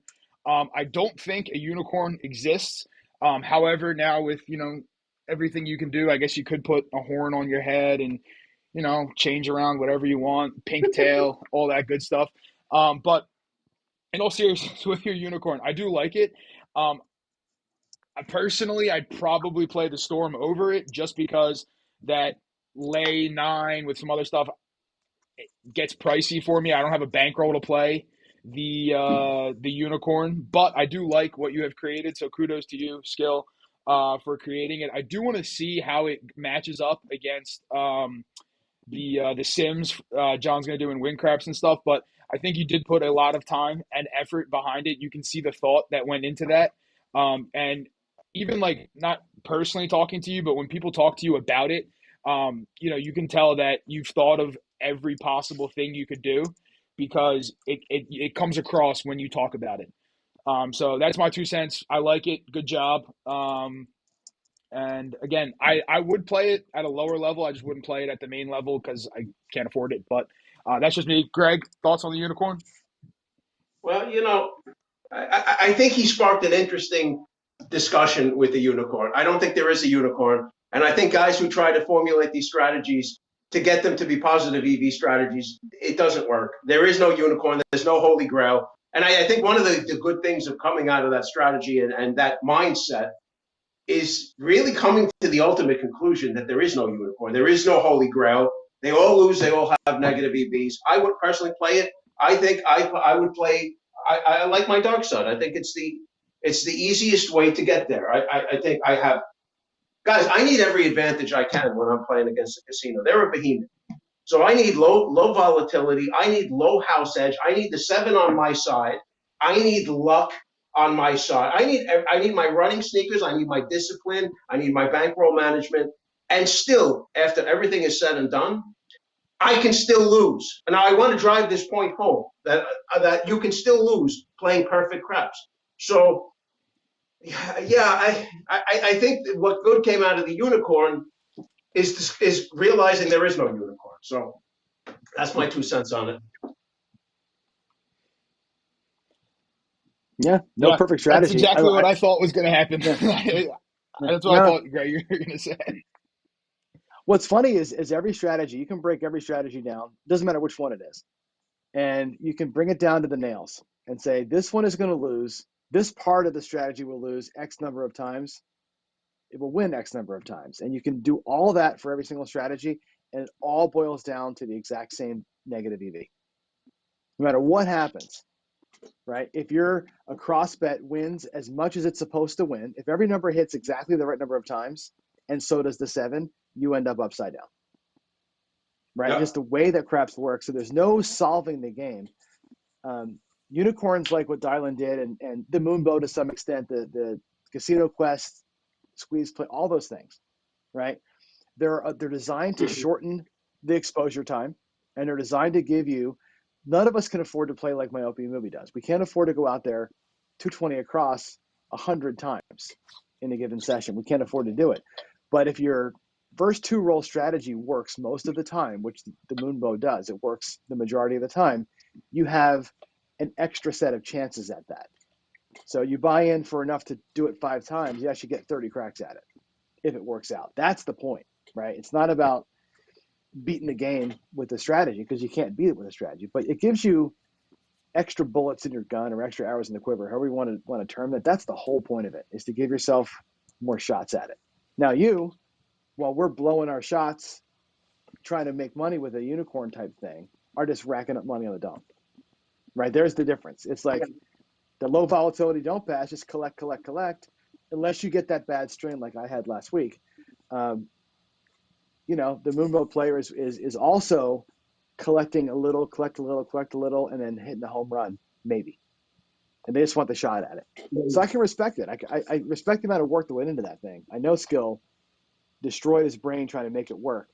And it's everything about it is great, except for, the 2 giant holes that we have, and I hit both holes twice last week or 2 weeks ago. I still won money every day though, which was kind of Yeah, cool. you did. I'll be honest with you, And I I was a beat it little up. surprised because, I mean, you're notorious for the killer, but real quick, before I finish my thing about this, Jen has joined us. Hi, my love. How are you? Hey, Anyway, hey, back Jen. to um, Hey, Ken. Good to see you I guys.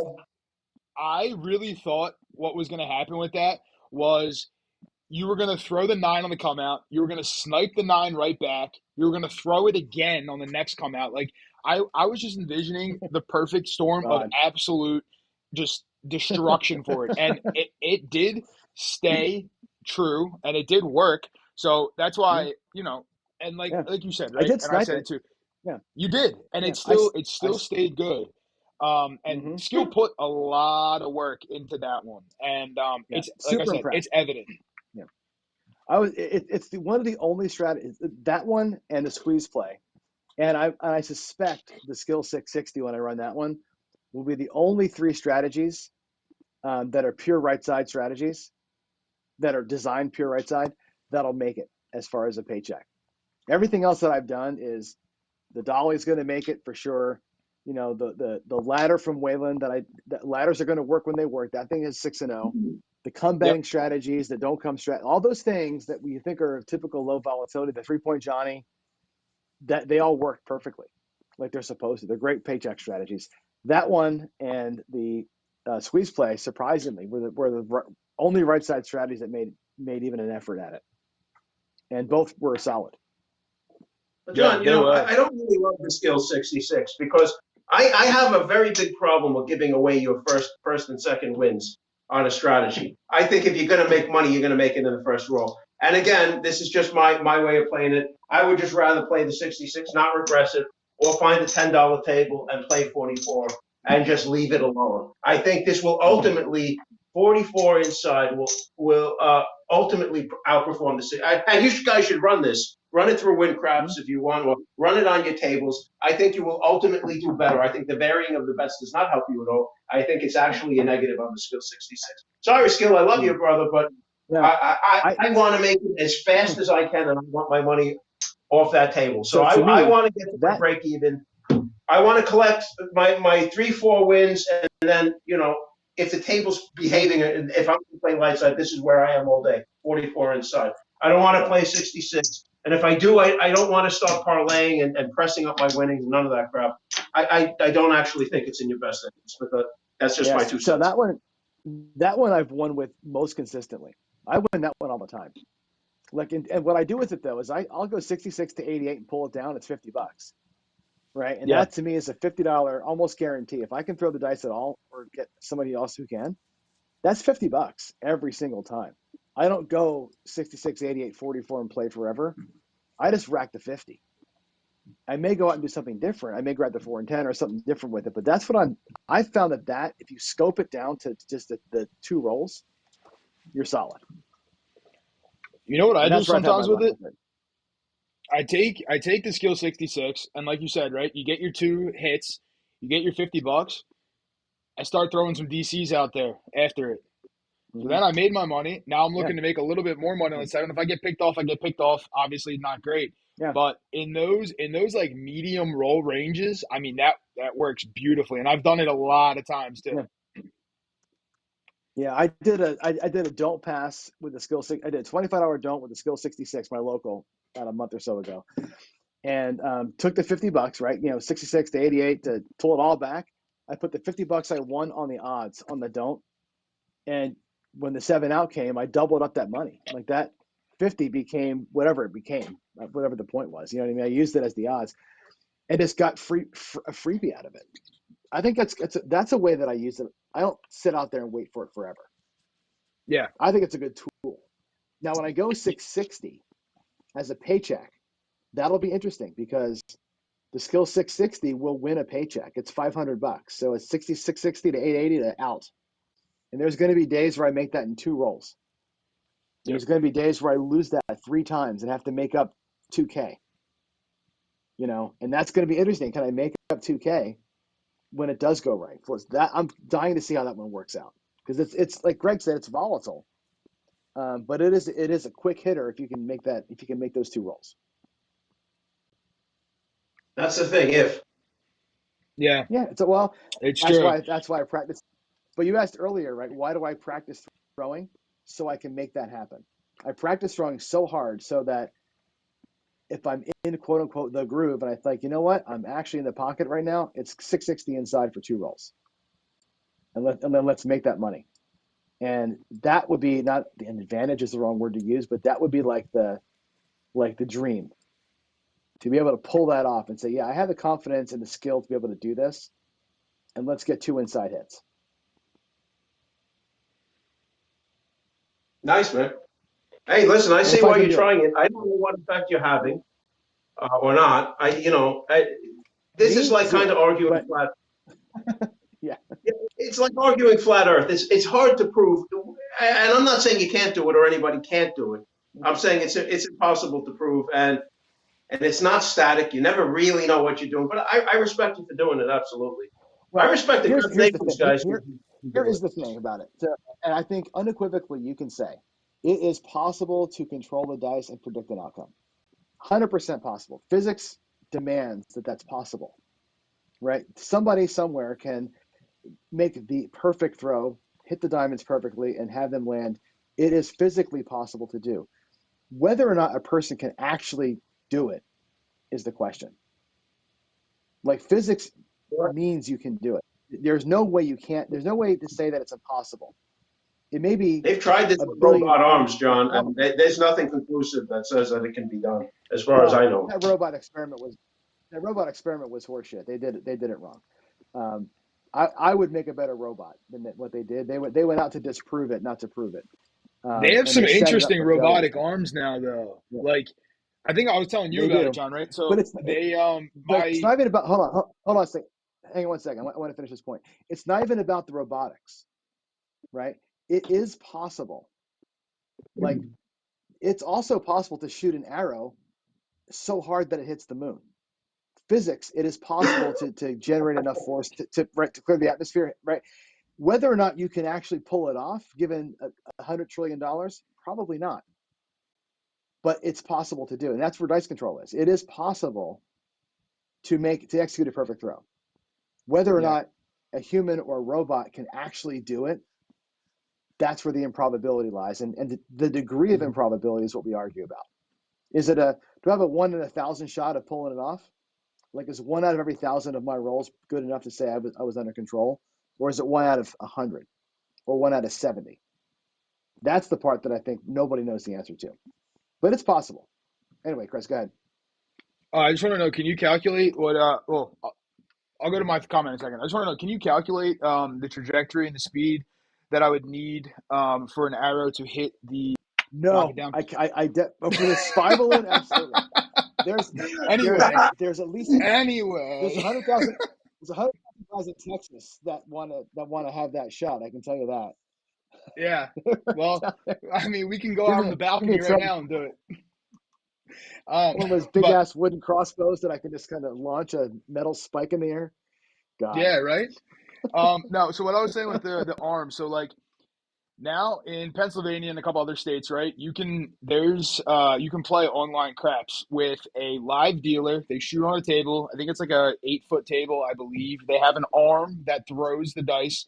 And if Mhm. you look at the table, it's actually pretty crazy how consistent that arm is. Now it depends on how the dealer loads the dice into said arm, because I was watching a few times and sometimes the dealers make sure they're nice and square up against where they're supposed to Mhm. be. But there's other times where they're a little bit skewed and that's when the dice bounce off and kick. But the felt on that table is super worn down in the same spot because those dice are just banging the exact same spot and they're landing pretty flat Mhm. most of the time. So it's interesting that they have that now and they created Mhm. it. But I mean that thing. Listen, that thing's a 7 monster at times. Yeah, that's the evolution craps, right? Yeah, yeah. It's. I mean, I don't know. Let me see. Well, I'll see if I can pull up a. Let me see if I can pull up the app right now and see if I can get a view of it I'm out while here we're in I'm out here in the People's Republic of Washington. We can't gamble online, so the People Republic. Oh, that's a good one. Um, where is? Let me see. Yeah. Um, Greg, would you ever play online craps? No, definitely not. I don't trust any of this stuff. I want to what be at a about, hey real Greg, table here's with the dice in my hand. Otherwise, I'm not doing it. what what about imagine a world. Imagine a world where there's a camera on top of an actual table at a real casino with with people playing around the table. And you could Yeah, bet on that table but with your app. And the minimum bet's for a That's dollar. that would be Would you cool. play that? See that Right? that would be Because then cool. it's legit. Exactly.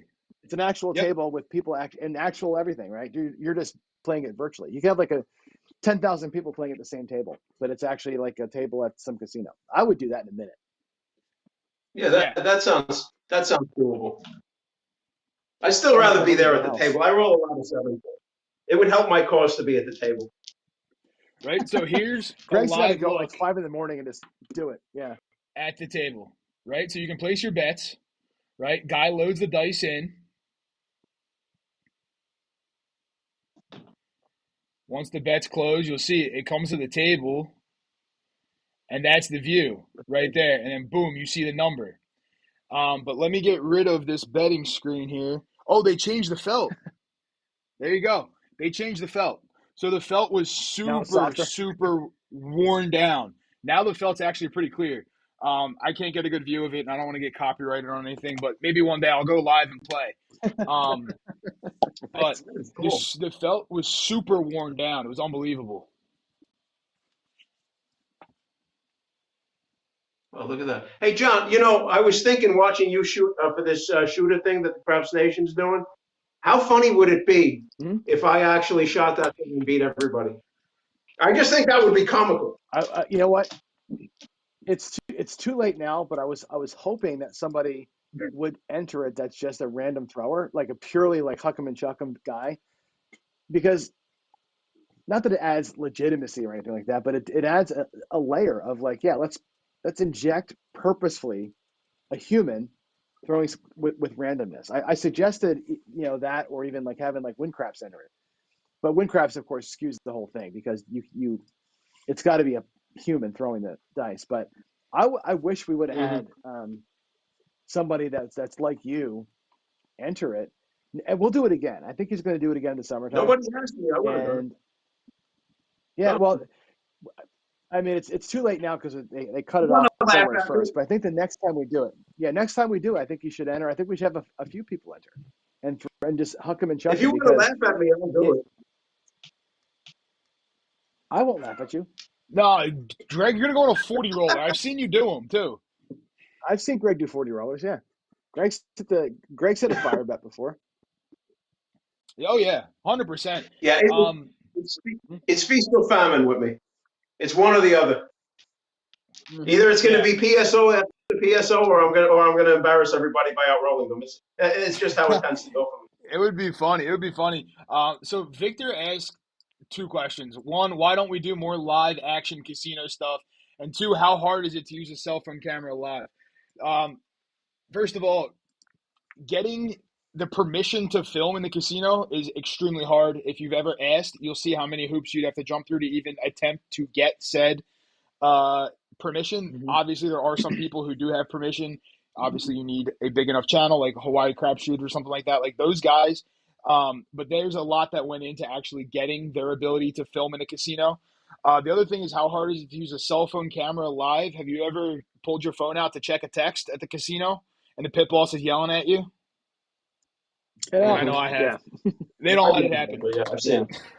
They don't let. They don't like it. They don't let. Now the casino thing is casino thing is hard because you have to filter out the music because there's copyright violations in the music, and you can't capture anybody's face.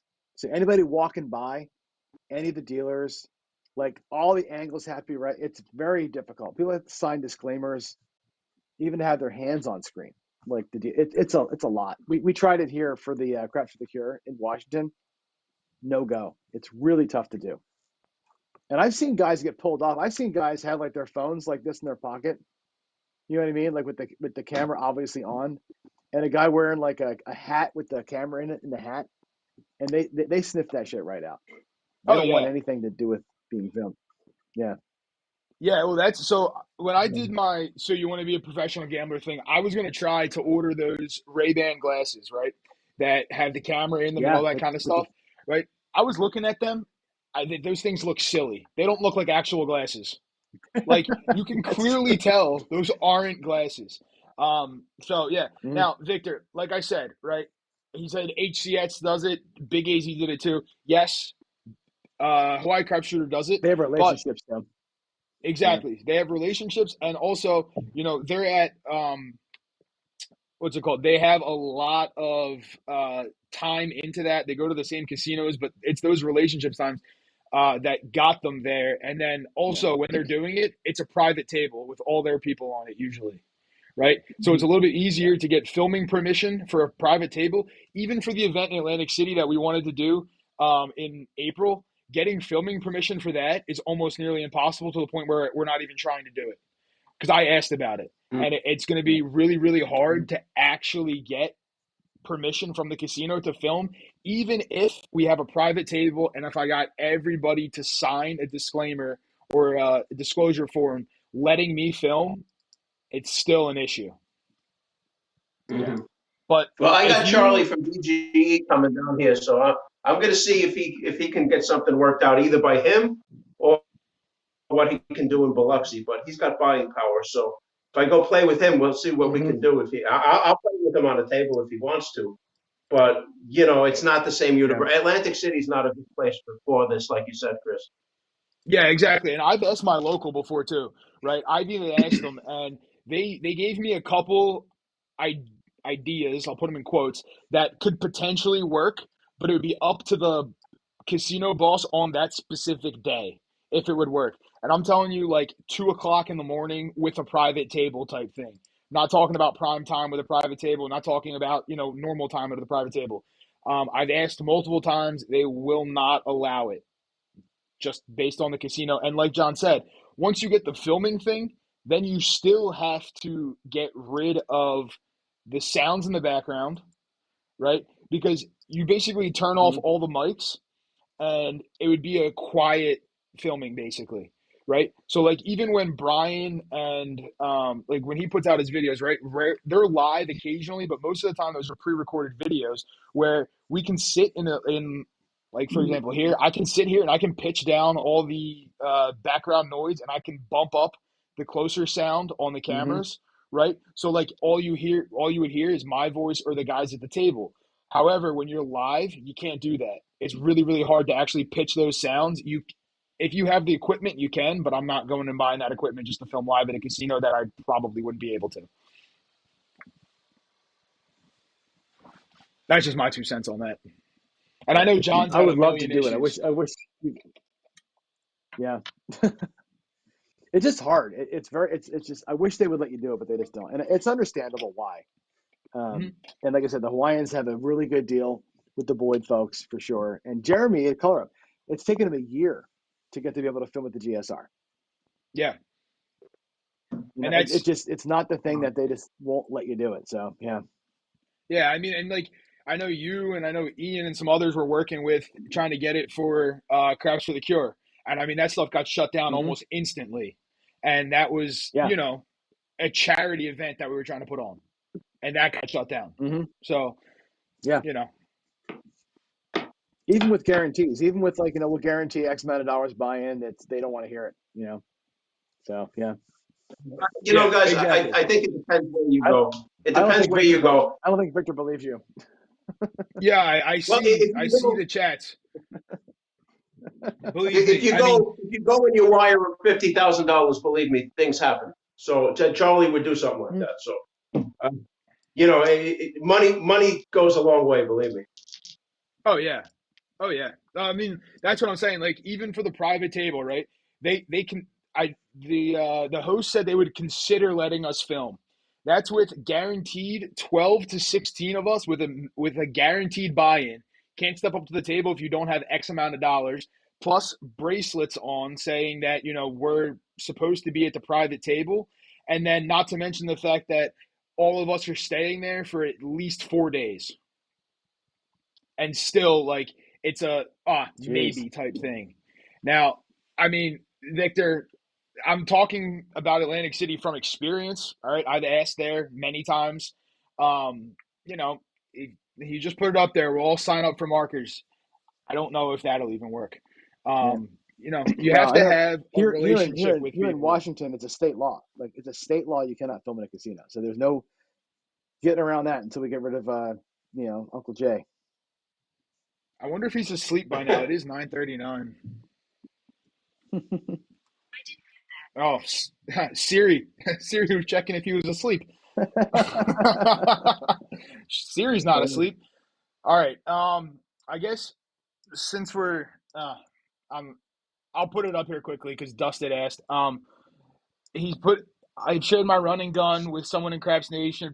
If this individual can verify the strategy is what I've been claiming without disclosure, would you be a believer? I think that was going on like there's no strategy that always wins the talk. I had somebody in my comments the other day, and I sent it to you, John. What somebody commented on one of my videos that like I just I don't know what I'm talking about. DJ's basically clueless, whatever. I don't take people's word for fact, right? So even if you tell me somebody has something that it is what it is. If I signed the non-disclosure and I saw it, sure, I believe it at a certain point. But just because somebody says X, Y, and Z, I don't believe it. Me personally, Dustin, I know you've had success with a lot of things and what you've said. I'll believe that it's successful. Will I believe that it wins all the time? No. That's just me personally. I don't know if John or Greg, if you have anything else to say on that. But I'd be more than happy to sign an NDA saying that I won't release any information. But that's just me. To sign an NDA, that's not a problem. Yeah, that's what I'm saying, right? Like, listen, I work with a lot of stuff that there's disclosures and agreements nonstop. So I've signed a million of them. So if you want me to sign another one, I'll sign it. But it is what it is. Go back to some more lighthearted questions here. John, you're gonna love this one. Uh-oh. What's your strategy on racking chips, taking bets down to bank as you go? I don't think this guy's seen my video yet, has he? Rack management. No, it's to me that's the secret to success is managing your rack. I know Victor, who's in chat, has what he calls a rail abacus. I got a very specific way that I manage my rack, and I am a nightmare. People who play with me are going. You've seen me, Chris, work my rack like a Yeah. maniac. Oh, yeah. Like I'm down to the penny with where I am at any given time. That informs my betting decisions. What's my next move? More importantly, though, when I get to a point where I am at my bankroll is set, I got my initial bankroll back on my rack, I have bets on the table, and I've got some profit locked up, I go into kind of a half play. So basically, every bet that I win, I rack half and I play half. I rack half and I play half, and I build up for my guarantee. Hopefully, I got a guaranteed lock. From that point forward, every bet gets half locked and half goes back into the funnel, and I play it that way. So that's my short stack. My short stack system is essentially that. If I'm looking to win $300 and I win 400, great. I'll play with 100. And if I win 50, 25 goes into my rack to go home. And now I'm playing with 125. And I rinse and repeat that same thing over and over again. That's the John Patrick. That's the way. It's that excess half, that 50% excess. That is the way to manage your rack. And that's why I'm such a short stack proponent, because I'm never going back in once I've got my lock. I'm never going back in. And if that means playing one $10 come bet because I've got $10 extra, that's what I will do. And I'm just Listen, you could come up it takes behind John discipline. at a casino with a gun, hold it up to him, make him close his eyes, and tell you exactly how much money in his rack, and he probably can tell you to the penny how much money's in his rack. Mm-hmm. And I've seen him Talented. manage it exact way he's saying it. Yeah, that's the secret, right? If it's a mess, you can't tell where you are, and you can guess where you are, but you're always going to be wrong, And I think and again, I treat every dollar like it's my last one, no matter what I Yeah. buy in for. I don't want to lose one of them. I don't want to lose any of them, So they're all like my best friends. And yet you put them in the elephant graveyard. It's kind of crazy. I do. Well, I didn't say I don't want my friends to work for me. I mean, my friends putting in work. It's okay. Get out there and go plow the fields for me a little bit. But, And when you get back, but we're gonna have dinner. particular friends are probably going to their death. Sometimes, wars are won with armies, I'm just kidding. right? Not words, right? So you need, at least in the old days, they say that, right? I'm watching Game of Thrones right now, so a lot of that is like that is the literal elephant graveyard, like a horde of 8,000, kind of thing. John, what was when you did your role for Craps Nation? What was your stats at the end of it? I had a roll of 7, 11, and 10. Do you think I could beat you right now, Randall? Oh, sure. Do you think? Hold on, Greg. Hold on. I have full faith in you, Greg. I'm gonna get your screen up large. Give me 1 second. Oh, there you go. Okay. 3 rollers of this? You want me to do it? 3 shooters worth. Yeah, 3 shooters worth. If you want me to do it, I mean, if nothing else, you'll have a laugh at my expense. I don't mind doing it. All right, Greg, you're full screen. All right. Now watch the 7s fly. Come on, roll. Crab safe, Stu. It's kind of hazy. We're gonna rely on your stick call for some reason because my thing is coming through hazy. It's on my end. It's not on your end. It's not me. Well, you'll have to believe me. It's on my end. I'm not actually in this anyway. All right, that's an 8 hard. So you guys got to actually track my rolls. Oh, I could actually mark. Let me get a roll tracker up.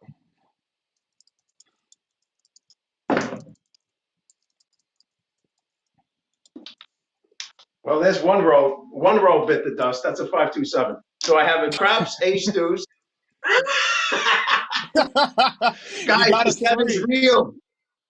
You got a 3. Yeah, I got a 3. Official judge, so That's hilarious. Okay. Well, I'm not going to mark them with white chips then. Let's keep going. All right, new dice. Brand new shooter. 5, 4, Nina, 9. I don't know if you guys can see them or not, but there they are. I love how Greg throws the dice as hard as he possibly can to make sure they're random. That always cracks me up. 4, 2, 6. I don't want people saying I'm cheating here. That's one in a row, John. That's funny. Okay, and there's a 5, 2, 7. That's 3 and 3. All right, guys, you're going to tell me my SRR when this is done. Here comes a 30 roller right here. This is it. Yeah. How funny would that be? 9, Nina, 9, 6 and a 3. Let me see if this will make it any clearer. It's just as hazy. Maybe a little bit better. Yeah. 8 made, 9, Nina, 9, 5 and a 4. It's just for fun anyway. 5, 4, Nina, 9, remarkable 9. If I roll a 60 roller, it's going to be hilarious. Nope, 7 out. All right. Next time, 5 and a 2. 2, 3, 4. Through. So you got 2, 3, and 4. You got better every time, Greg. Yeah, well, I was practicing my shot.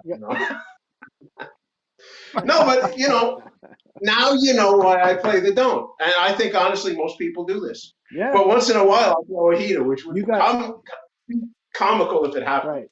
You gotta go at like 4 in the morning where there's nobody else there and just have the table to yourself. I've done it, John. I've done it. It's great. It's great. They can't believe their eyes how cold I am. Waylon says, "Where's the 4 and 10s?"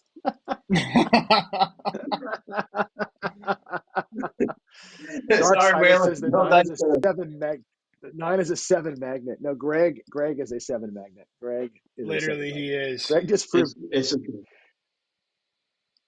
Greg just proved DI is real. And this happens on the It's just awesome. The comments are fire. The chats are hilarious. They are hilarious, yeah. I'll read some out to you, Greg. Duracell said Greg just proved DI is real. Buckeye agrees. Darksider said that 9 is a 7 magnet. Waylon said, "Damn it, Greg." LOL. Buckeye said, "Ouch," in all caps with quite a few exclamation points after it. Jen said, "Not doing too good of a job of disproving DI."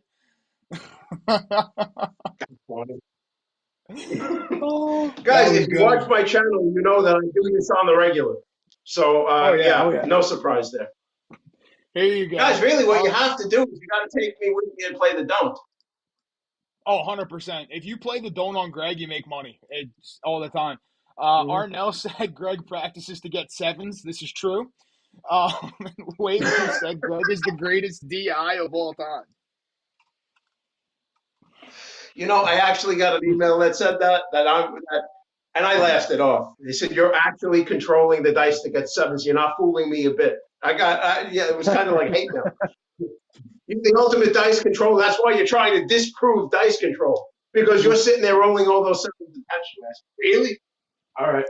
Well, I think what's funny about it, Greg, and I know I've seen you go off on some hot rolls, but the DI community always says the harder you throw it, the worse it is. Like, we always are trying to be super soft and careful and not see the dice roll over a billion times. And damn it, if when you hammer up against that back wall, it doesn't make more 7s. So I'm just saying. Well, I'm always running 5. Dan DVD said it should be 777 craps, not 555.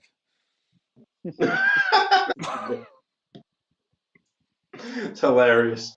Red Greg. Greg is the master of 7s. Oh my, this is hilarious.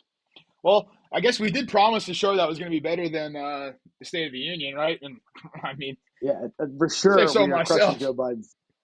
Yeah, we are crushing. I can just picture Joe Biden going, "Come on, man." I almost said it after your 7 out. I almost said it, but I didn't want to interrupt. That's funny. I was going to be like, "Come on, man." That's funny. That was good. That was funny, Greg. Because you know what? I really wanted to see you go on like a 40 roller right then and there because I've seen them before, and I wanted to see another one, just just for I'm prosperity. I'm just glad you didn't beat me. That's my only thing. That would have been hard to hold That's that my, one my back. gift to you with the consolation prize. No matter what happens now, you're not in last place. Because I don't think anybody's Right. going to do what I That's right. just did. So, hey, listen. I don't know. I haven't seen all the rolls, but I don't know. Is there anyone close to? Has anyone done that yet? Two, three, No, four. no, no. That's a I think positive start for everybody. the lowest best roll is a 6. I think. I think. Yeah, the lowest best roll is a 6. And somebody has like That's three fun. six, like 666. So they actually averaged up pretty good. There you go. This one's a good one. Buckeyes. Greg is the Shawshank Redemption. Nice. Guys, why do you think I've been trying to sell the don't for so long? It Wait, works. Greg. Jen wants to see what happens when you throw it softly. Okay. Watch it be a 7. 5-7. I'm kidding. 4-1-5. All right, let me give her one roll's worth soft to see, maybe it'll make her feel good. I got the roll I tracking. 5-4 Nina 9.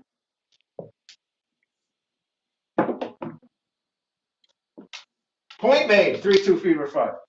Oh my Look at I goodness, this. don't. Greg, you're on a heater. All right, we'll keep going. Soft. 5-3-8. Watch now the 60 Here it roller. comes. Wait, look at that Here it grip. You mean? Look comes. at that grip. That grip is I beautiful. know. It's not. Yeah, I'm It's trying to not. do a good grip for you too. 3-2 fever 5. Are you guys tracking? I got it. 5-1-6. Area 51-6.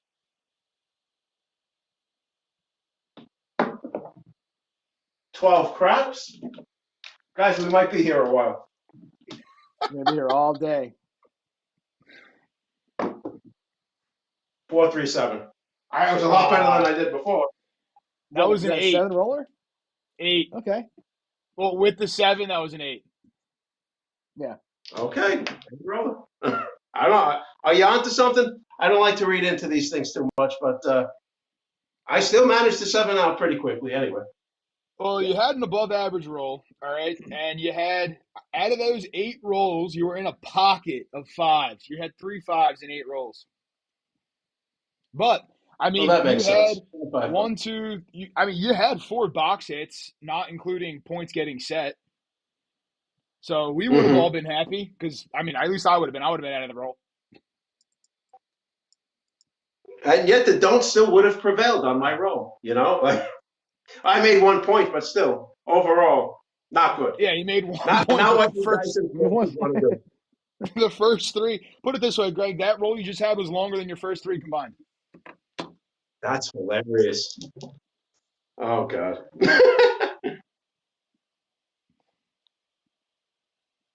Now, guys, I have a question for you guys. All right. What do you think the biggest casino, the biggest advantage the casino has on craps players?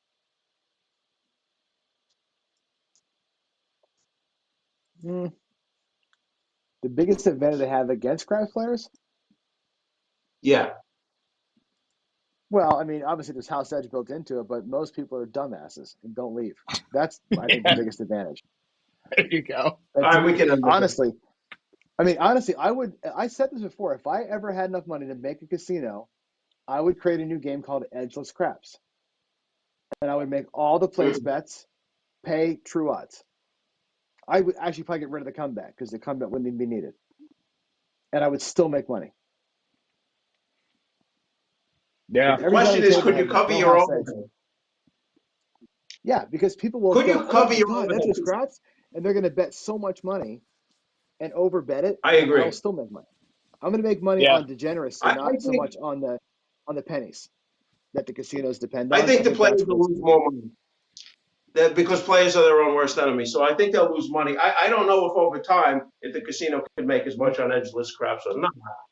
But I think there's definitely going to be a contingent of people who are, we saw this, John, you grew up in Atlantic City too, the area. When they brought 5X odds to the craps tables, people were playing 5X odds whether they could afford them or not. And I said, this is yeah, genius. exactly. This, Yep. I watched them. They were scalping people alive because they convinced them that if you play your pass line and you have 5 times your bet, that's the lowest house edge bet, and it is. At the time, the lowest house edge bet in the casino. Yep. And guys, I'm in good shape. No, I have to play good math, and they wound up killing themselves. So I agree with you. I don't think it's house edge that kills players, and that's really why I asked the question. I wanted to see if anybody was going to say house edge. You clearly didn't. Yeah. No one in chat said house edge. I'll give you the answers in chat real quick. Victor said the rate at which they pay you. Duracell said too small of a bankroll. Darksider said players are greedy. Joe from Craftsman's Journey said the fact that they can't leave the table. Waylon agreed with what Duracell said. Buckeye said the biggest advantage that they have is the only ones that offer the game. I would agree. Like John said it, right? People are stupid, and that's true. People are like you kind of see it all the time with like even the people who buy in for $100, like they're looking to win $1,000, so they're either going for that 1,000 or they're going to zero. And how many of those players are going to zero? Most of them. I agree with you. And yeah, I think basically gamblers commit assisted suicide. The table is just where the venue that you decide to do it at. Yeah. I've always felt like, I know this is not true, but you always feel, and the casinos probably aren't cheating, but if they were cheating, doesn't it seem odd that like the virgin thing is true, right? Here comes a woman, probably a little bit tipsy, first time ever playing, has an amazing roll. Everybody's first time playing is always an amazing story, right? Now we're on It's the like convent story. Right? But I'm serious. Like you walk up, oh, my first time playing, what do I do? And you buy in, and that everybody's origin story, their Iron Man story is they won $5,000 from 500, right? And you're hooked. They probably are a little bit of magnets in the dice. They're kind of making you win some money to get you hooked in, and that's how they do it, Greg. That's where the greed comes from because you get that first. It's like a meth dealer, right? It's like you get that first really pure first hit. That good. Never get. Oh man, right? And you never get back to it. You're just gonna be like, come on, give it to me. It never happens, right? You're never gonna get that back. That's craps. You know what I think the biggest house edge is? Honestly, I think it's these elevated table minimums. I think that is a huge. Everybody always talks house edge when they talk about how the casino has got their advantage, and I think it's volatility. I think it's the casino forcing people who want to play craps and are going to play no matter what. These high table limits, I think they're bigger. I think they eclipse house edge. Yeah, and that was one of the points I was going. That and the home run, the ATS home run. It sucks people in and it bleeds. It takes it. The ATS, if you're playing the ATS and you're backing it with the pass line, and my casino requires that, by the way, you have to make a pass line bet if you're playing the ATS, which kind of sucks. Yep. Same here. Guess what? The pass line bet is a great house edge bet because it enjoys the 7. But when you're required to play it and it becomes a hedge against itself, like against the ATS, you lose the entire house edge of that bet. Right. So they're taking nickels instead of pennies in that case, which is unfortunate. And I think the higher limits turn the house edge from, whatever, but 1%. So you lose $1 every 100, or $1.50 $1.50 every $100, right? Well, guess what? At a $5 table, it takes you a longer time to spend $100 than at a $25 table. So they're making that $1.50 a hell of a lot more often when the limits are high. And so they've accelerated. They've accelerated the power of the house edge because they're forcing you to make bigger bets. So their cut is a lot higher than it used to be. And that's unfortunate. I don't think people see that piece coming. Like we talk about this, you don't feel the house edge really ever. But it gets you without you knowing it. Oh, my dinner's ready. I'm getting the text from Kathy. Mrs. Procraps says it's ready. We've been going for 2 hours. Now I know what Jeff feels Yeah, like when we're going for 2 hours on Crab Chat. And he goes, "Can't believe you went two totally. hours. I didn't even realize it was Yeah, 2 hours." yeah, yeah, 100%. Well, maybe we should wrap it then. We can wrap it. We We don't can want to keep wrap it. John. We don't want to Yeah, get John in trouble with his wife. exactly. Happy wife, happy life. All right, Hmm. There you go. John. Final words. Fine. I have no final words. Thanks for having me. Perfect. This is a complete like, hey, you want to join? Sure, why not? I could do this all day. Yeah, same Somebody here. pay me somebody pay me 6 figures so I can quit my job and do this all day long. That's what Funny, I we were want. talking about Anybody that out earlier. there? Yeah, yeah. I Cover need cover somebody. my salary at work right now, and I'll quit. 100%. I'll do this all day. This was Yeah, no, that's this it. was just for fun. I mean, I love this. I could do this Yeah, too, and I think yeah. the This is audience great likes this stuff. one too.